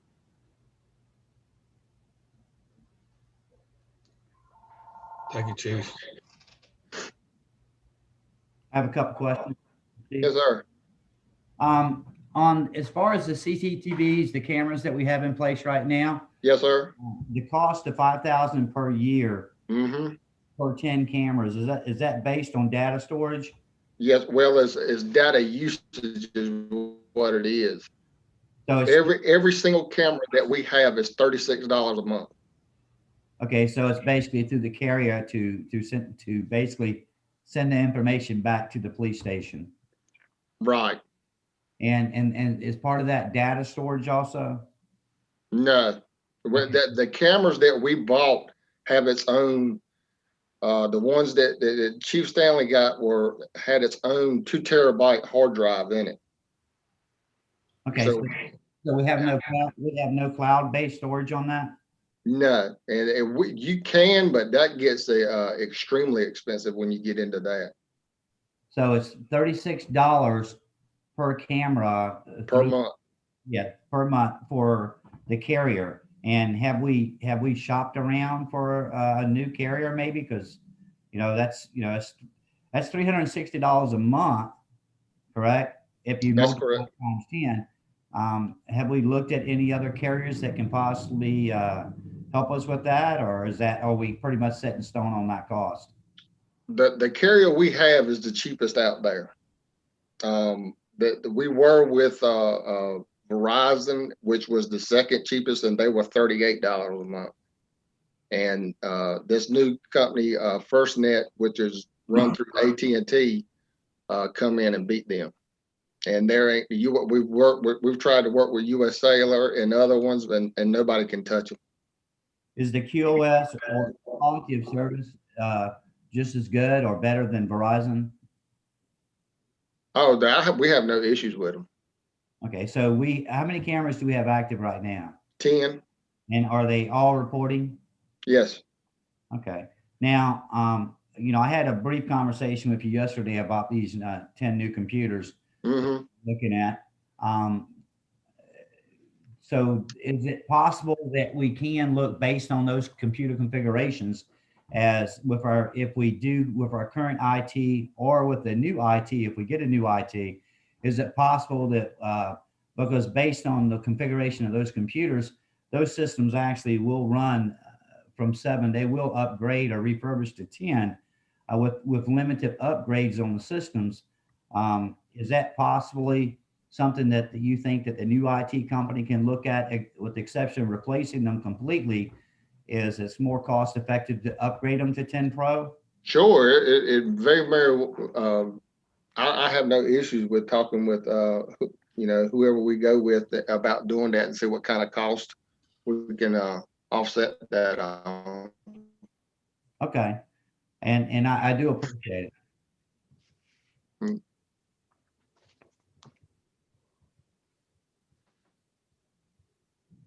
Is there any other questions?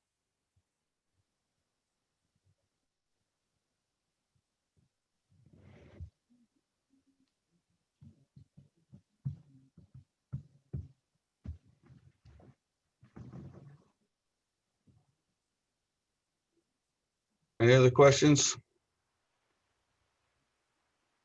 Seeing none, we'll move ahead to Public Works and Utilities. And we're on schedule, so we're actually ahead of schedule, so that's good. I don't think Keith Murphy's here this morning. He's out sick, from what I understand. So, and I don't know that any of the supervisors are online right now. That's fine. I'll take these, and we'll go through them. The goals and our objectives and responsibilities of the Ayden Electric Department. If we can move forward with the slide, Stephen. Their first one is to keep obviously a reliable source of power and periodic maintenance on the town's electric system, trimming of trees, power line installations for new services for customers, and obviously power outages and dealing with that during storms. I know they're dealing with a lot of new construction now, so they're strained to the limit. So their first critical strategic priority is basically to hire some more personnel and restructure their electric department so they have 2 crews going out. Again, with the expansion of Ayden and the growth coming, they have to get this infrastructure in first. So they're actually working extensively to try to get this infrastructure in place. Next slide, please. Critical strategy prior to would be to have a successful plan to move employees through the pay range. We've discussed that before. Again, we don't really have that system, or we haven't funded it. So it's not that it's not really there. We just haven't funded it. So that's something I think we'll talk about as we start budget sessions. Critical strategy priority number 3 is for an organization plan for the Operations Center Equipment Yard. And what I wrote in my analysis of that is I believe that Keith Alligood and his staff and working with Keith Murphy can kind of come up with a plan basically amongst themselves to set that yard up the way they need it to be as functional and as efficient as possible. If this is an important priority, I think we can do it in-house, and we'll be working with them on that. Budget needs, again, they're looking for a new building and a new bucket truck to house their equipment. They need additional office space in the warehouse, and a bucket truck would be used for new services and the crew that would be put in place when and if they get additional employees. I can answer any questions. I've talked to Keith about this a fair amount. I do believe that is an issue that we're going to need to address. Obviously, hiring new personnel, and because the infrastructure needs to be placed up front, and the growth is going to continue. So, but we need to look at in detail on how those personnel are going to fit into the organization. Any questions? Yeah, I have a few questions. In reference to the new subdivisions that are coming in, one of the major critical components of the electric department was basically the infrastructure, employees and equipment to be, have we looked at a cost analysis of what it's going to cost? These subdivisions are going to be coming in, and we have to have the personnel and equipment to be able to support those subdivisions. Do we know if we have looked out for, I know some of the biggest costs other than personnel is some of the infrastructure, like the poles and things of that nature. A lot of those poles are quite expensive. Have we looked at electric poles? Have we looked at what it's going to cost to meet that critical number 1? We've looked, and we know how much it costs for these new phases. And as part of the budget process, we're going to drill down on that some more and project out how many new phases we expect to do in approximately a year's time. So yeah, we will be projecting that out. And that's one of the reasons why I said in my analysis, we needed to evaluate it further, sharpen the pencils and make sure that our projections are fairly accurate. Is this something that, as far as this growth that we're looking at, is this something that needs to be addressed this budget year? It needs to be evaluated, and certain positions, as I said in my analysis, will need to be filled sooner rather than later. And one of them would be in the electric department. And also what you look at is the health of each fund. And the electric department just so happens to be, our most healthy fund. Thank you. Any other And questions? this is Steve. Yeah, this is Steve. I agree with Commissioner Langley. I think that that's going to be crucial. We'll do that analysis because what we don't want to do is inhibit growth because we don't have the infrastructure ready for the growth. And it is going to be, so we are picking up more customers.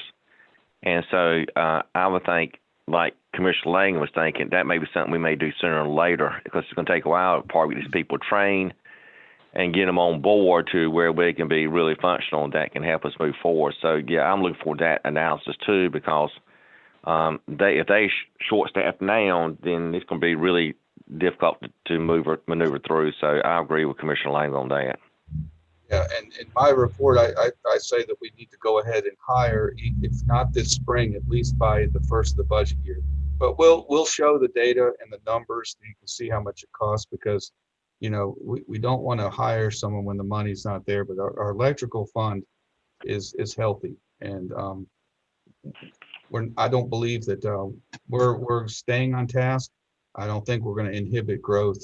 I don't think we're going to be the ones that are going to affect that. We are going to be extending the sewer line out there. We're going to be seeking outside financing on that. And I'll talk some more to the board about that in the very near future, but we're ready to put that out for bid. I talked briefly to you, Mayor, about that. So I just think we do need to obviously give more detailed information, and we will. Today wasn't the day for that, but overall, this would be a strategy that I would say that we need to, it's a critical strategy, in my opinion, to hire additional personnel for the electrical department. Okay, thanks. Thank you, Mayor. Moving on to streets and sanitation, please. Yeah, I'm here, Matt. Thank you, Jordan. Good deal. I appreciate you being here. Yes, sir. Like I said, I'm gonna start off with this first one that we have. Can everybody hear me? Yes. Okay. All right. As you know, like streets and sanitation, we have, a lot of responsibilities, just like all the other departments. The maintenance of streets, sidewalks, right-of-ways, curb and gutters, also to collect garbage, recycling, leaves, limbs, and bulk items. We do landscaping on town properties, downtown areas too, opening and closing graves, special events, like the College Festival, Kings of Q, and Christmas Town. All these things that we do, and the town is steady growing, like the town manager said, Matt said, and then, the mission is to do diligent work, maintain the appealing aspect of appearance of the town of Ada. So I want to move on to my next strategic priority one. With this it's the same thing we're pretty much asking for is 2 more street maintenance workers and a street maintenance 1 worker with advanced responsibilities. These guys will help seasonal work responsibilities and be cross-trained. Normally our street maintenance worker, that's pretty much the same as what we have now as street maintenance. The street maintenance 1 worker and with the advanced responsibility, that would be whereas in we would kind of make that a grass crew, during the summertime. And the maintenance 1 worker would be the lead guy, and he would have to have like a CDL. And if he don't, he can obtain one in like 6 months. And then also during this leaf season, he could be the one driving the truck, and the other 2 guys could be on the truck with him, helping him. What that does, it frees up the other guys to do a lot more work, because as it is right now, if we're doing like say grass season, if we're cutting grass and then we have a issue that comes up with the storm drain, I have to pull those guys from cutting grass to do the storm drain work. Whereas if we have these 3 guys, they can do the grass crew during the summer and then leaf during the season of like fall and winter. And then therefore we could do more things at one time, get more jobs and tasks completed. And also then they would never come up short without having any work at all, because grass is constantly going. And then they're also be responsible for the downtown areas, edging, planting flowers, spraying, and all those things too. And like I said, a lot of times we so short right now that when we cutting grass, I'll have to get on a tractor, which I don't mind it. I'll get on a tractor or more, grab a weed eater too. But this here will free it up a lot more where I can go out and actually talk to citizens more and find out the issues that they're having, like with storm drains or anything else. Like we had a few this week that we did, and I was able to go out and talk to them. All right. Any questions on that strategic priority? All right. Now to my next one. I want to kind of like fund more training opportunities and include advanced skills, safety, and leadership training for the guys. As far as like pretty much just cross training everybody, like on large equipment, backhoes, Rhodes Scholar classes. The Rhodes Scholar classes, they're through North Carolina State. Shelvin Keys, Bruce Hayes, Larry King, and myself, we went to those classes, and you have to go to 7 classes to be a Rhodes Scholar. And once you do that, they test your knowledge of your job, such as for highway drainage, roadside drainage, utility cuts, asphalt paving, type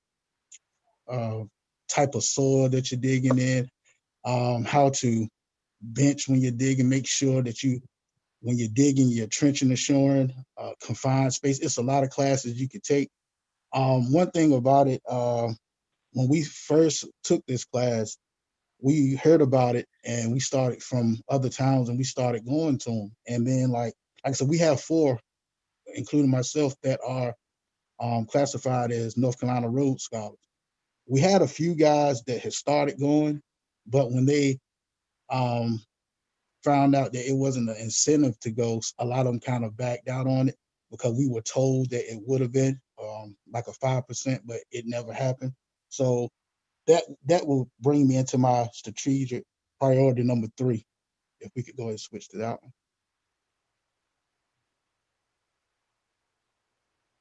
The re-implementing of like annual merit-based raises to boost morale, provide incentive, and offer competitive wages compared to nearby towns. And the reason I had wanted to come to this one was because when we went to those Rhodes Scholar classes, and when you go there, you meet other workers from municipalities all over, Raleigh, Greenville, everywhere around. And a lot of those guys, when they completed the classes, they was telling the instructors that they did, they ended up getting an incentive for getting a 5% or something like that. And that's something that I believe that it will encourage guys to go, and we really need it because the more guys we have that has more knowledge of everything that's going on, the better off the department would be. And then if you have a couple guys out, you don't have to have everybody know they can pick up and keep moving, where sometimes it kind of like drags a little bit, but it makes it easier. We are cross-training the ones we have now, but I really believe incentives like that will help the guys go and give them a little push to go to the classes. And at the same time, they're actually learning. And it's every one of the classes they are big on safety too, on top of it. For each job, they always do the safeties, do's and don'ts. And my goals and objectives. Goal is to have a more effective running department which accomplishes more tasks and complete more jobs and projects. That's due to, like I said, the lack of, we have more workers, we could do that. We won't have to keep pulling guys off to go do this and do that job. Objective, once again, hire more workers, cross-train all workers, encourage workers to attend training classes, obtain relevant license and certificate. The goals, to do more patchwork and fill in potholes, replace missing signs. Also, what's missing off this list is resurfacing. We need some of that. All of that is, to me, like a major priority, and we need that. Objective, continue to maintain inventory of issues and keep up to date, prioritize issues, severity, correcting most of them severe first. Do anybody have any questions?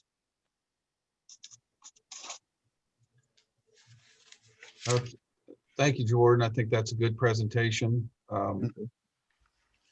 We are, we do have a lot of work that needs to be done, and they're working hard at it every day. And some of the things that I've talked to some board members about is, from a policy perspective, we do a lot for the citizens of Ayden in terms of providing services.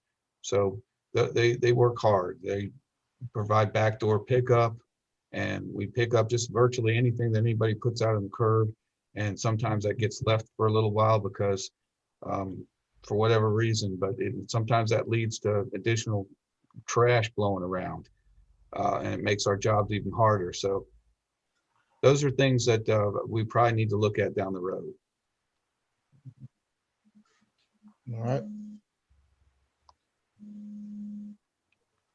Any questions for Jawan? Jawan, this is Steve. You did an excellent job, and I really appreciate what you and your team are doing. So I just want to say it was a great presentation. So thank you for the information. Yes, thank you, sir. Matt, I have a question for you.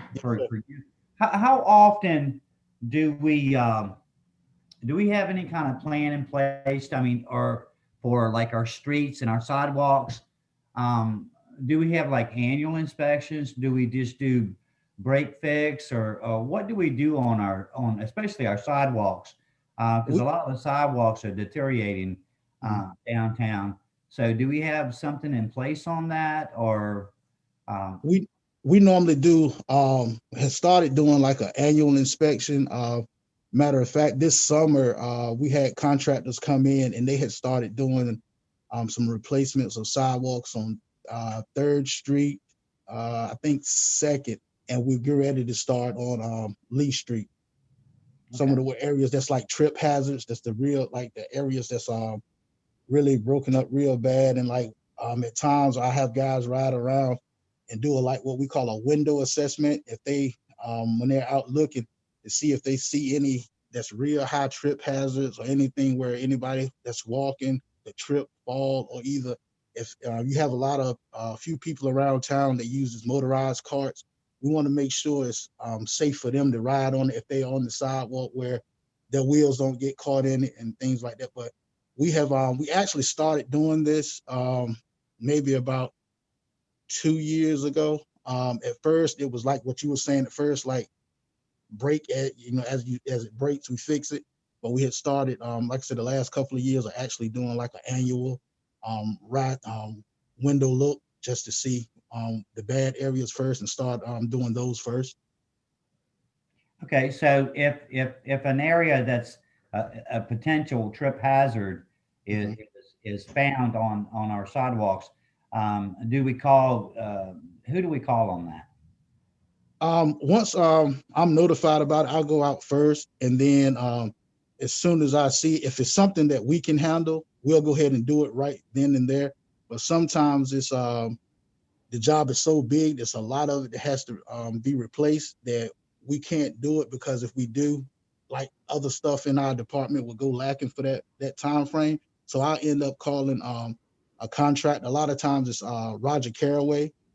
That's who we used this summer when he did it, and he replaced him and his guys replaced a lot of the sidewalks that was really, really bad. I mean, some of them had risen up about 2 or 3 inches up higher than the other ones, and they did a really good job on what they did this summer. Okay, this question is for Matt, town manager.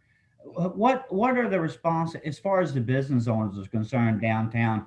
Where does the responsibility fall on the building owners of the sidewalks, or is there an easement from the town that covers the sidewalk? That's a good question. Those sidewalks belong to the town, and so they're our responsibility, and the responsibility of the business owners, I would say, is to help keep us informed if they see a problem. Okay. Okay, well, I appreciate that, because I know that down here on, especially on Lee Street, down towards the alley in front of a couple places there, I almost broke my neck yesterday walking because of the sidewalk, and that's why I brought that up, because we do have some issues, and it's throughout. It's not that bad, but there are areas that we need to concentrate on, and I'll get with you on that location, because that was a really bad hazard, and I do appreciate it. Thank you. And thank you, Commissioner. And one of the things on the streets, we've also rated those and graded those.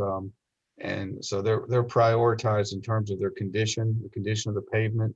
And we do annual inspections on those. And we're also working with we got two things. We did our own contractor to come out and do that. And we also have MPO working on that as well. Greenville MPO. So thank you. Any more questions for Jawarn? Thank you, Jawarn. Good job. We have David Jones here. I see him in the background there. He's going to be talking about water and sewer issues, which we're doing a lot of work with right now. David, you're up. Good morning. Town of Ayden Water Departments. Our mission is to provide reliable, clean, safe public drinking water and wastewater services to our fellow citizens of this community. Moving right in. Critical needs. My first critical need is going to be personnel. The water department operates now with 6 employees, and it takes about everything we got every day to keep up. Ayden is growing by the day, and that comes with additional responsibilities. This next budget, I'm going to ask for at least 1 person and in a service truck. Right now, I've got all the guys except for 2 working in separate vehicles due to COVID, trying to keep each other as far apart as possible. But we do need to add some personnel with all the subdivisions coming into town and the growth that we are projecting. The critical need number 2 is going to be rehab. The town has made leaps and bounds over the last 3 to 5 years, replacing sewer and rehabbing lift stations and manholes. I've spoken with Chuck from CMSD, and our numbers of I&I have dropped significantly. There are some troublesome areas throughout town, and I'm working closely with Rich Moore, David Weir from McDavid Associates to identify those troublesome areas and get those put towards our next project. The 2 lift stations in town that I would like to see rehab next is Lift Station 1 out at the back of Club Drive and Trailer Park, and lift station number 11 over in the Pines. Now, those stations are not dilapidated. They are just outdated. They're old. When they do have to have repairs, they're a lot more troublesome to repair than some of these other lift stations, the newer ones that we have. I would like to see the board and the town continue to push for those rehab projects all that we can get. And I think that'll do great things in Ayden. Additionally, maybe not this next budget year, but within the next 2 years, I would say the town would really need to hire a locator for a position. As everybody knows, anytime there's any digging or construction going on, you have to call 811, and the town is responsible for going out and marking those town utilities. And right now, it's causing 1 man from each department to be tied up for a majority of the day, every day, to go out and mark our lines. And I feel like that if we hire 1 man whose job it is to mark water, electric, storm drain, if we had 1 man that could do that, that would free up, additional personnel in each department. That would also require a vehicle, some education, and training. Any questions about those projected needs? All right, the 21-22 budget, I'm going to ask for additional money in maintenance line to replace outdated fire hydrants throughout town. We have several fire hydrants that are 40, 50 years old it's just time to replace those. A lot of the parts are rusted out, and some of them we can order kits to fix and repair the broken parts. But I would like to see the new ones come in because they have the Storz fittings on them, which will help the fire department make connection a lot quicker and easier. Additionally, the purchase of an additional service truck and replace the water department backhoe. I've got 1 service truck that really needs to be replaced. I'm going to ask for an additional truck not just replace the one truck, but add a vehicle to the fleet so that, I don't have to have one or two guys in a truck, 2 or 3 guys in a truck on each call. I can send one man in a truck to handle a small job if that's necessary. Also, I want to upgrade all the lift stations in town with our communication SCADA system. Right now, I've got 4 stations on mission controls, which allows me to monitor and maintain the lift stations better than just having a telephone line.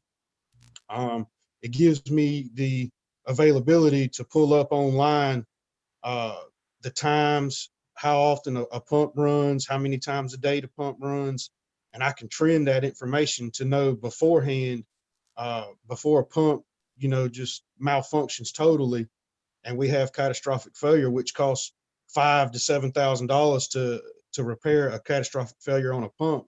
I can say, hey, this pump is not doing what it usually does, and I can pull that pump and maybe replace one part to save, $2,000 or $3,000 in repair down the line. It also gives us the ability to the stations that pump to CMSD that have flow meters on them. It can give me a daily report of how many gallons those stations are pushing to CMSD. Right now, I only have 2 stations that have been updated with mission controls that have flow meters, and I do not have the availability right now to read those meters online. So that would be an upgrade that I would have to make. But my plan over the next 2 to 3 years is to upgrade every lift station in town with that software.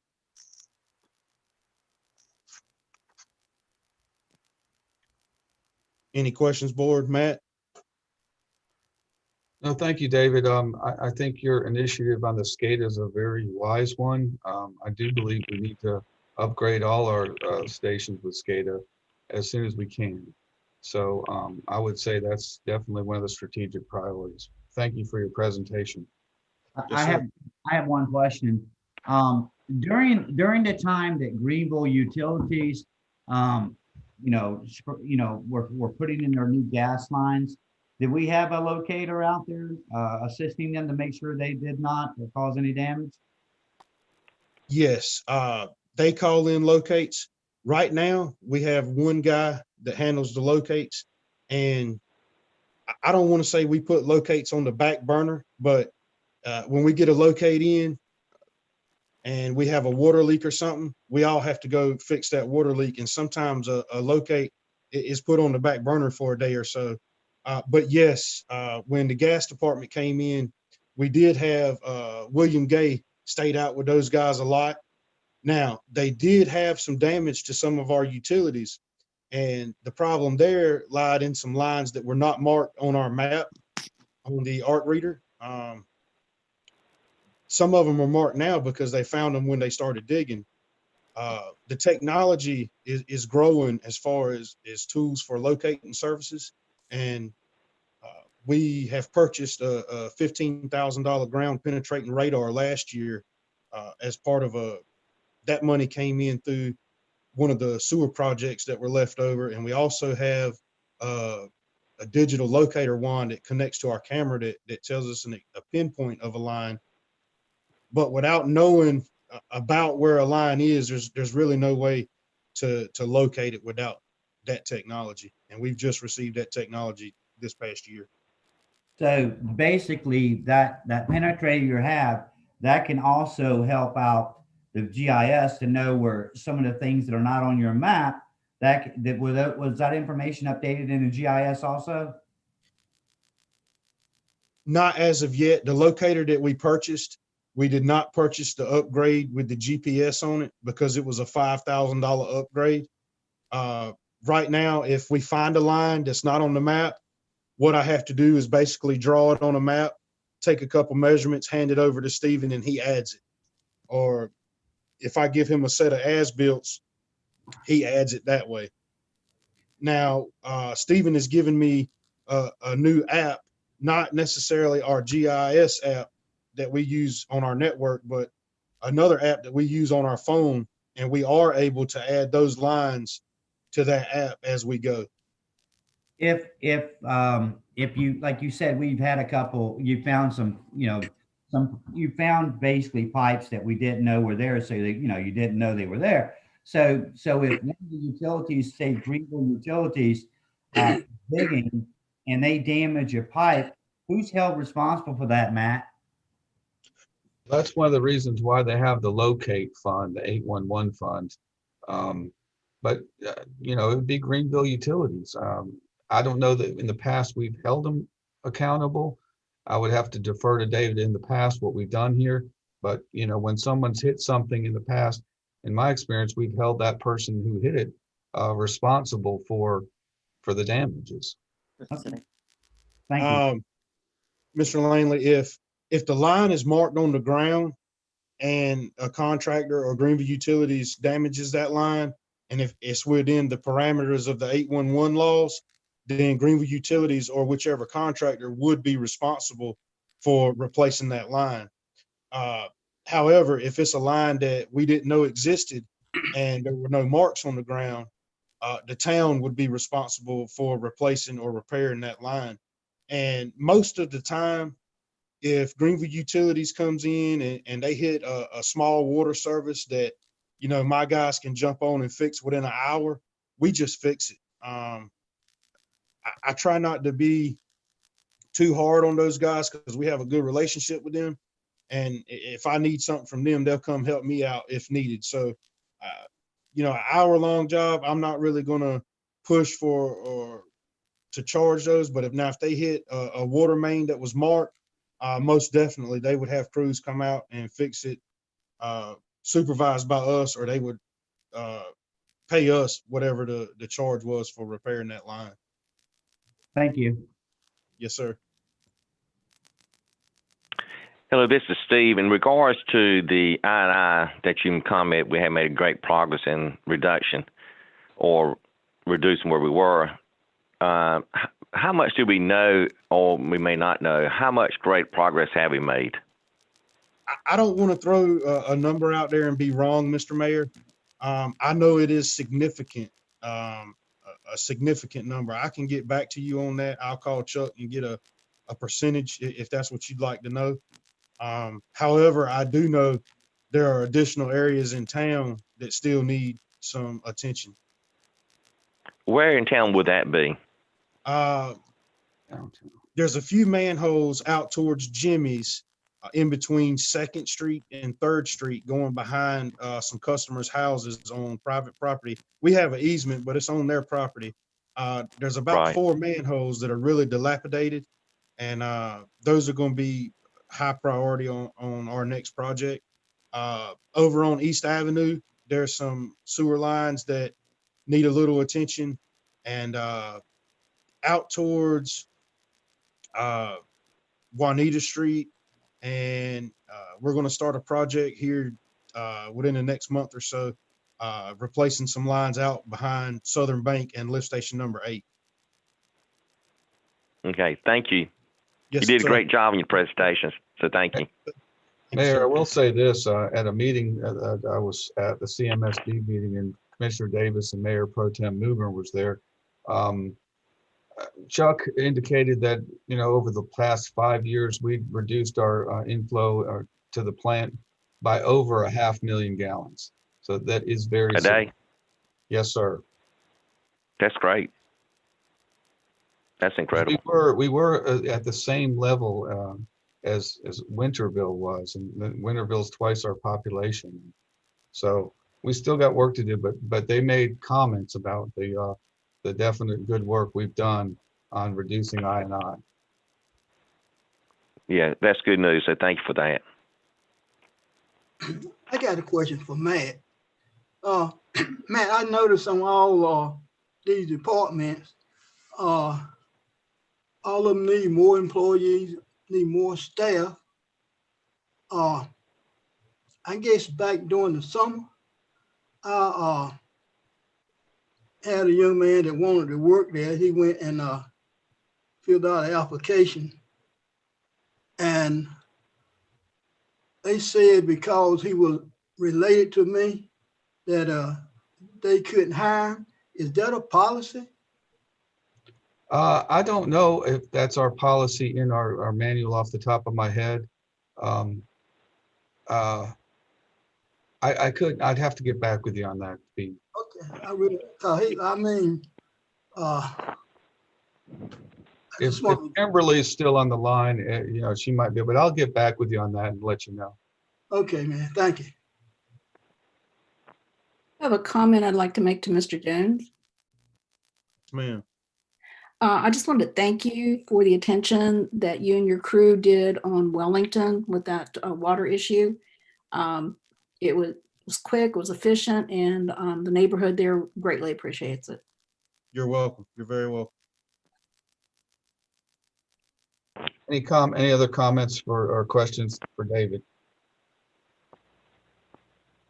Okay, with that said, we are ahead of schedule, and I'd like to ask the board, I'd like to dismiss the department heads so they can get back to doing their routine duties, and just ask that, you know, the board and I continue on. You guys good with that? I think it's a good idea. Yeah, I'm good with it.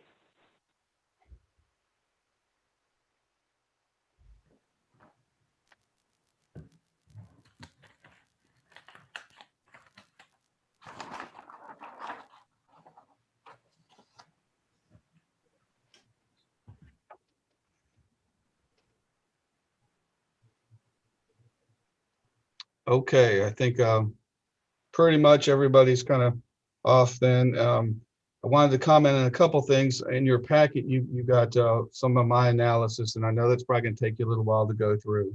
And that's just my opinion. I'm not saying you have to or even should agree with it. It's just kind of my quick analysis of it. And there's also a strategic priority worksheet on an Excel spreadsheet. As we go through this, and if we need to add something to it, that's what I'm trying to do today based on what you heard today. If you think we need to add some things to it, change some things around. And as the mayor said, one of the big purposes today was just to kind of inform you as commissioners from the you know, front line, so to speak, of what's, you know, where we're at with a lot of these things. So I don't have a lot of comments as far as today's presentation go, and I just kind of basically turn it over to you, and this is your your time and basically your retreat. So the effectiveness or lack thereof of this is, you know, what I need to know going forward, because I didn't have a clear indication of what was expected of me going into this other than a few days ago. And I still, you know, don't know if in the future what we need to do, but I find getting information directly from the source is always helpful. So I'll just leave it and I'll just turn it over to the board. Mayor, if you want to start it out, that's fine with me, or any board members. Is there any questions that you would like to ask the manager right now? I would like to just look at a little bit. I know we're going to be looking at some of the requests on merit pay. Now, all the training that the departments go through that's handled by the league, and you know, because a lot of the training is provided. Now, the town does pay for that training. Is that correct? Yeah, we have line items in virtually every department for travel and training, and it's various sources of training. It's School of Government, North Carolina League of Municipalities, Electric Cities, many of our partners, private sector and public sector. Yeah, so we as a town, we do have the funding in place, and some of them do have grant, you know, some money goes to a grant load. So the training is actually free for the employee, and they're paid to be there too, correct? Yes, I would say 98% of the time. So we are actually promoting, you know, advancement throughout our departments. So when we're looking at merit pay increases, we're looking at kind of education. So in other words, same thing as, you know, for skills. The more skills you have, the more valuable you are as an employee. So we are meeting those training requirements. It's just the employees have to want to do it. we don't have anything in place that says during this timeline, you will progress or you will do this. But, and also in turn, if you do this, this is what will happen, or what, you know, a merit pay, you know, merit based increase or whatever, a merit pay. But we're still going most of the annual cost of living allowances for employees, are we not? Okay, well, first let me address the performance or merit pay. It's a performance pay matter.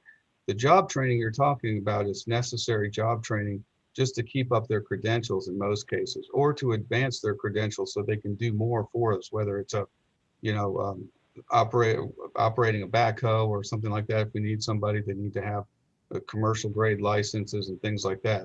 So most of that training is job related. The merit pay is really kind of based on, you know, your actual performance. So the cost of living adjustment is nothing but a vehicle to keep us in line with inflation. And I would recommend that those COLA adjustments we do be based on a CPI, Consumer Price Index, and not just something, well, this year we'll think we'll do such and such, but keep it more related to the actual Consumer Price Index. I don't know if that answers your question, Commissioner, but I think they're two different things. The training isn't necessarily, and the issue with training is, and you'll find with the municipality, is that some of those training, like the chief talked about, it's inherent within the system that, you know, you'll have some training that merits, like a building inspector. When you get a different level in a building inspector, we don't have any of those. Through the state, they get graded, they get increases. The same thing with our public works folks, but there's other positions within the department, when they get training, they don't get increases. But generally speaking, if that increase helps us or it puts them in a more competitive situation, we, like a lot of other towns, give increases for different types of education. But there's a bunch of training that we don't give credit for. It's just there because they needed to help do their job. So was the thing that was mentioned about a Rhodes Scholar, was that merit based? No, sir. That would have been under a program of, they get a certificate, and the department head said, we really need this, and the manager agreed. Then, you know, you might say, well, you can get a, you know, 3% to up to 5% increase on that. I don't know what the discussion was back then. I'd never heard of that. But generally speaking, most municipalities give certificates, pay increases based on additional qualifications that they gain. The one exception to that seems to be the police department. That's what the chief was indicating, because you get so many different training qualifications in the police department. You get breathalyzer, intoxicator, radar, you name it. They have to get all those trainings to do their job. That doesn't mean they get a pay increase with each one of those. So they need some way, as well as most other departments, to be able to get their pay increase other than just a cost of living adjustment, which is just really supposed to keep you up with the cost of inflation. So I think basically so I think there's a little bit of a lack of education on what's considered, you know, a merit versus a requirement, you know, because, you know, just a statement was made that some of the people didn't want to attend training because of the merit.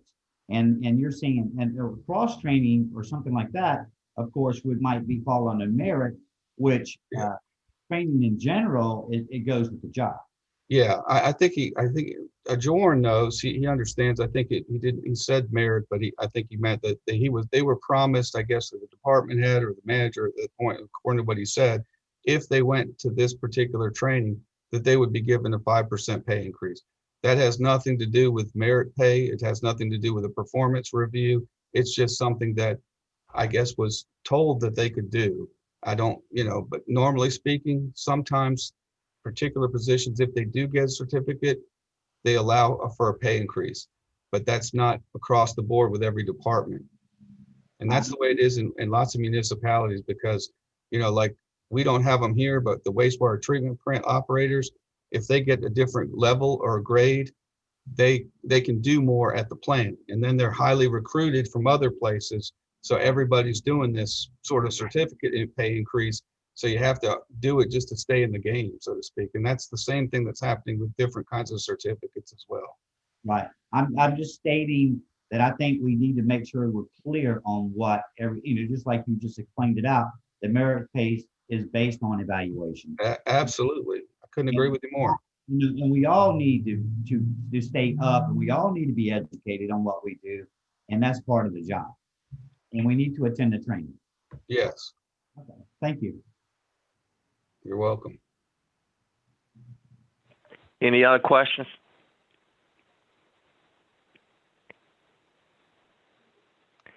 Okay, what I'd like to do is go through each one of you and see if you have anything to say, and then make sure everyone has the opportunity to speak. So I'll start with Mayor Pro Tem. Mr. Mayor Pro Tem? I don't have any questions. Okay. Commissioner Langley?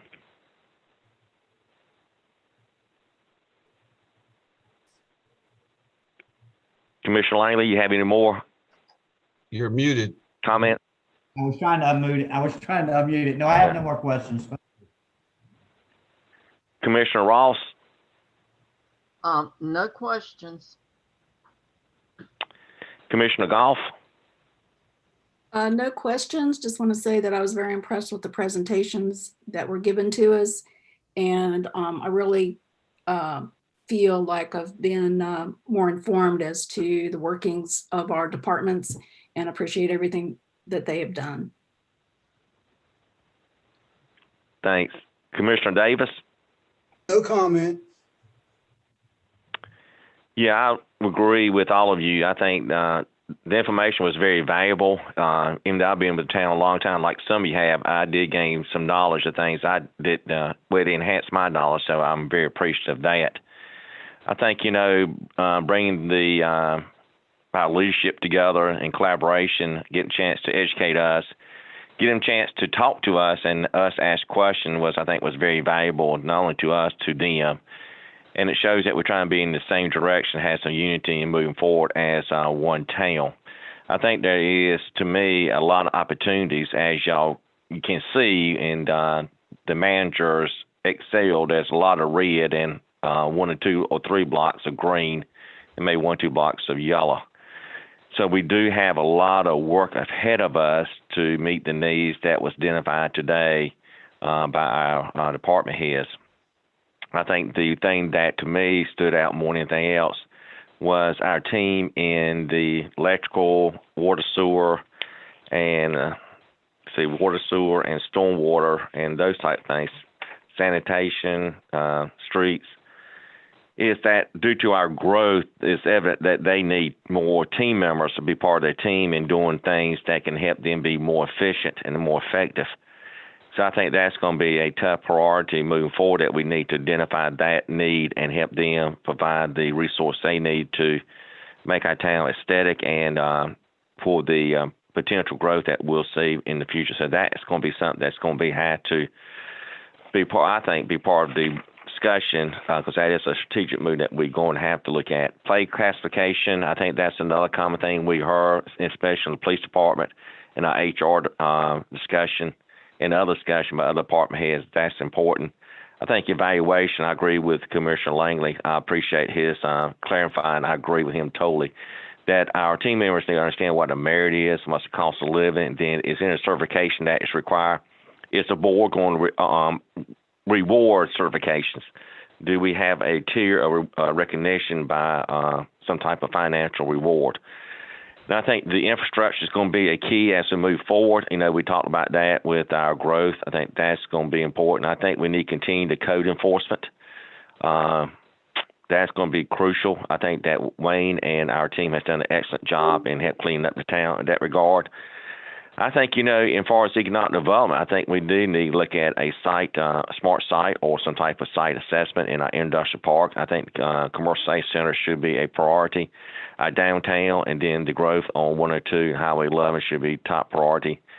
The residential growth is going to be a key. I think Stephen and his team planning has put a good plan together and developed that property about our country club. Evidently, he's got some more that's going to come our way.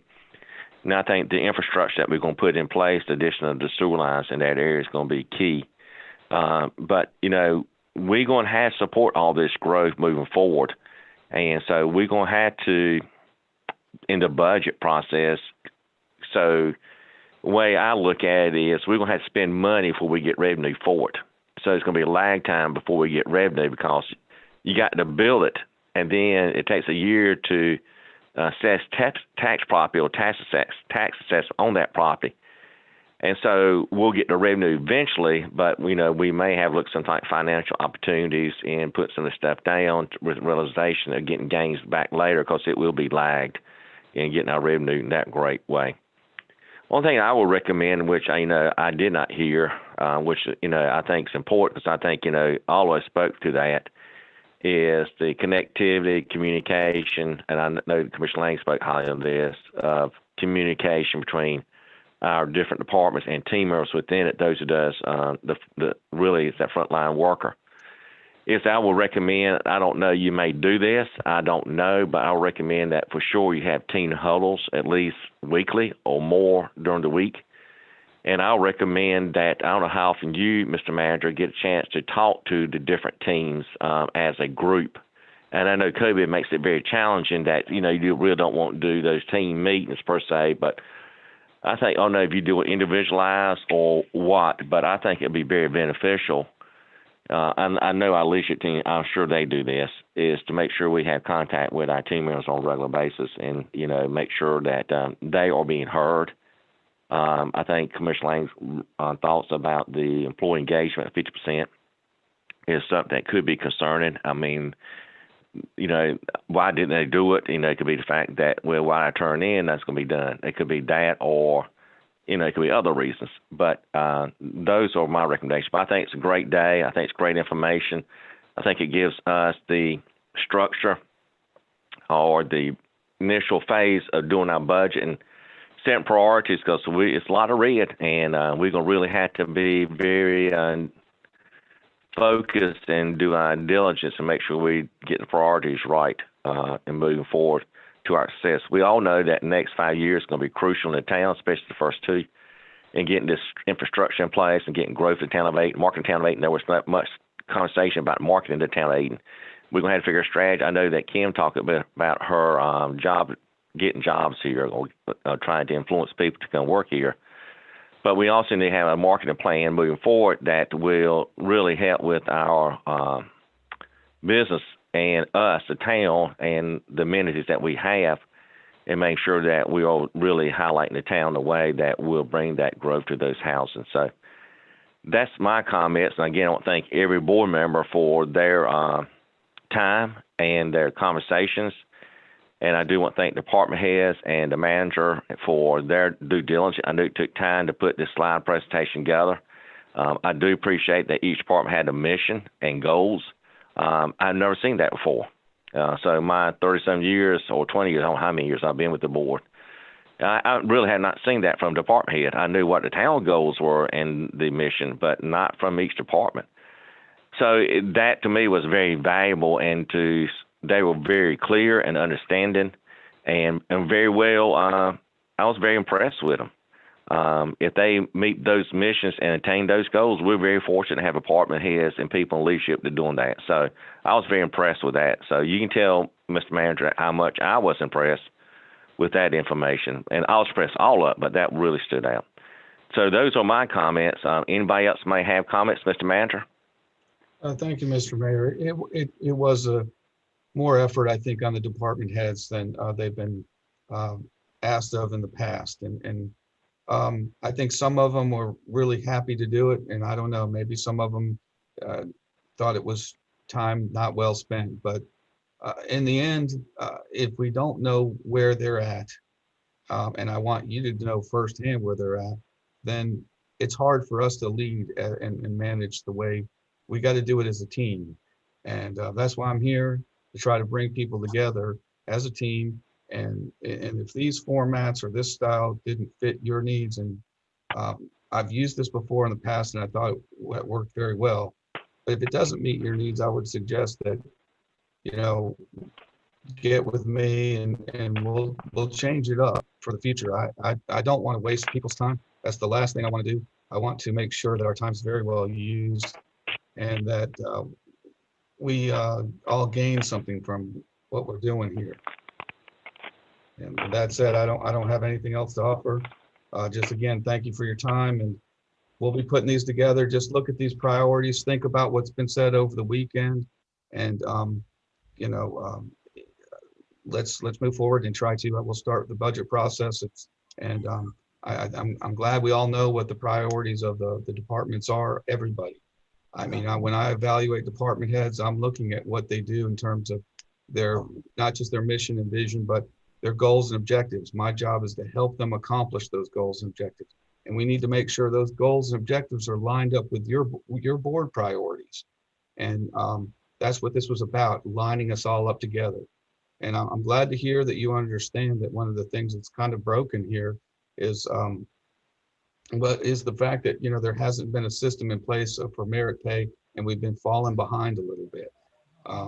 And so we have some catch up to do there. And the fact that you had the foresight to create the HR position was extremely good, because that's vital for us right now. I have a comment. Okay, with that said, go I have ahead. a comment. Can you hear me? Can Go ahead, everybody Mayor hear Pro me? Tem. Yeah. What I'm not understanding is, it seems like, well, let me ask the manager this, first of all. Did you or did you not know what your department heads' goals and objectives were? Yes. For now? I know what they are. In general, I'd say I probably knew 70, 85% of them. They put a few new ones in there when they're thinking about this. I asked them to think outside the box. And the key thing is that, you know, when they're thinking about it, they come up with ideas, and then they're bouncing it off other people, not just myself, you guys, for example. And we get more mind power looking at it, for lack of a better term. But yes, the answer to the question is I knew what they were. Okay. Well, Steve. Go ahead, Commissioner Ross. Yeah, I have a comment. First of all, I'd like to, I'm glad we're getting through a little early. I would like to thank all the department heads. They did an excellent job, very good presentations, and I appreciate that. I think we really need to hear from our department heads. I understand why the manager set it up this way, but we all received the PowerPoint presentations, and I think we should have been allowed to just look over those, and then we could ask the department heads questions rather than having the whole PowerPoint read to us, which I know we all can read. It's just my opinion. I think it would have speeded up the process a whole lot. And I appreciate all the employees. We have some really good employees here in town, and they're very friendly. Every time they come by my house, they're always speaking, smiling, and I appreciate, especially all the work they've done here at my house. They're always so nice, friendly, and I appreciate all that. And they did an excellent job with their presentations, with the goals and the missions and all of this, and that was good to know. But I think in the future, maybe we can look at the situation and come up with a quicker way of doing it rather than taking them off their jobs, so that we can speed up the process. And with that being said, I hope when we start our budget meetings that we can meet face to face rather than by Zoom. And I know with the pandemic that it's hard to do things that we want to do. Even with my mother's funeral, we could not have what we wanted to have. And it's just a bad situation. But I think looking towards the future and moving forward, I know we've got a lot of needs to meet. And the budget is always tough, very tough. So we're just going to have to work together and just look for ways to make everything better. Again, I think everything went well. Presentations were good. And that's just my opinion and my comments. And everybody be safe and wear your mask, do your 3 W's, and have a good rest of your day. Thank you, Commissioner Ross. Anyone else? Mr. Mayor, Okay. we Yes, have Mayor Pro Tem. yes, sir. We have an employee mother who has passed, Mike Hart. His dad was a former employee of ours. Heart-wrenching thing. It was, it's Mike's mother, and I hope we take the time to do whatever is necessary to show that we care as a town. Right. I hope we reach out to him for that. In fact, we've had 2 people of the African-American community to pass, 2 women, as a matter of fact, this week. So this COVID thing, I tell you, it's serious. It's actually taking lives. And we need to, best I can tell anyone is to continue to follow the guidelines. But I tell you what, I follow them. My wife followed them to the letter. I know other people who have followed them. And since Mike's mother passed, I'm getting calls now about other people in town that's been stricken with COVID. It's here. It's in our town, and it's real, and it will break you down, and it'll kill you. So I'm just saying, everybody, please be careful as you can. And I don't know, it's here. It's here. It's here. That's all I have to say. Thank you, Mayor Pro Tem. And if you're available or eligible to get vaccinated, please do so. There's information now available that you can sign up. So if you're available or eligible, please do that. I think it's very helpful. Any other comments? I appreciate the comments. Any other? I just want to follow up and just say thank you for everyone. And next year, I'll work closer with the board to make sure that these are going to meet your expectations, because I thought that we were on the same page, but apparently we weren't, and that's on me. So I'll work harder to find out exactly what it is you think you need to help when we talk about strategic priorities or budgeting or whatever. But there's still a lot more work to do on this, and you know, and responding to Commissioner Ross. So yeah, we probably should have gotten out a little bit sooner. That's on us, but it is there available for you to look at through the budget process. So hopefully it'll be a helpful tool going forward. And thank you again for your time. I'm sorry if I let some of you down. Let me say this, because maybe someone don't know this. I'm and have been ever since I've been on board as a commissioner, engaged with not just the department heads, but our employees. I think probably every commissioner is by now. And I gotta tell you, and Matt, this isn't anything against you, because the employees and department heads don't really know you. They're getting to know you.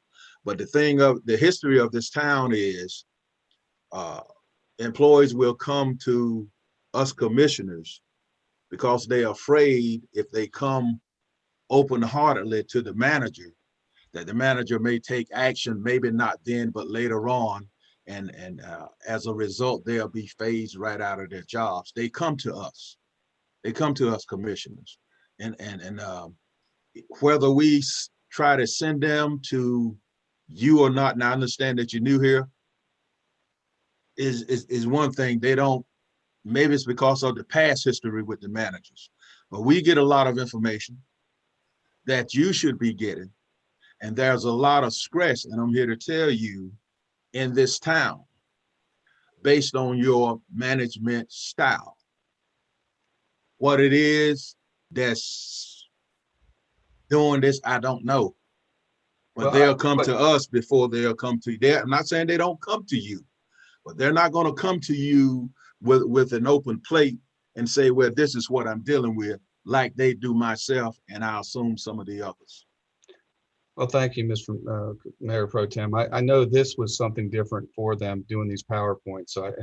But you know, other than that, I've been pretty much involved, but hands off on things. So but I know this was a change, and change isn't easy. So I get that. Not just this particular event here, Matt. There's other things that's happening in our town as far as leadership. Well, and I've spoken to you about that before, and you know, in private, you know, I have, and it's now it's like it's intensified. I don't know.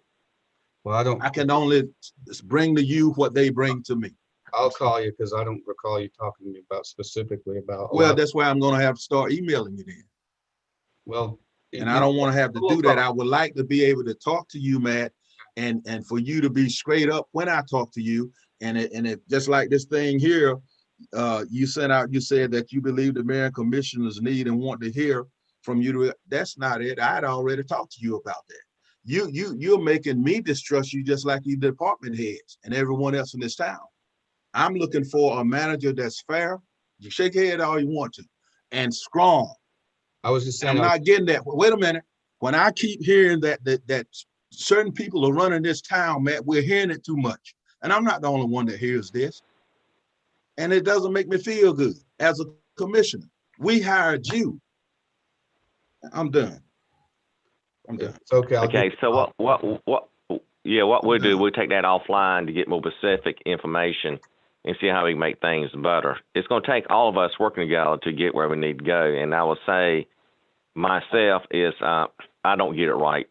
And so I would ask for grace, and that what I want is to make sure we understand how we can improve and move towards that. We're not, that's the objective of all this, is make improvements to make it better. So we'll get offline, have that conversation, see what we can do to identify and see what needs to be done to make it better or going forward. So is anything else? With that said, if there's nothing else, we'll stand adjourned. I appreciate everyone's time today. So thank you. Appreciate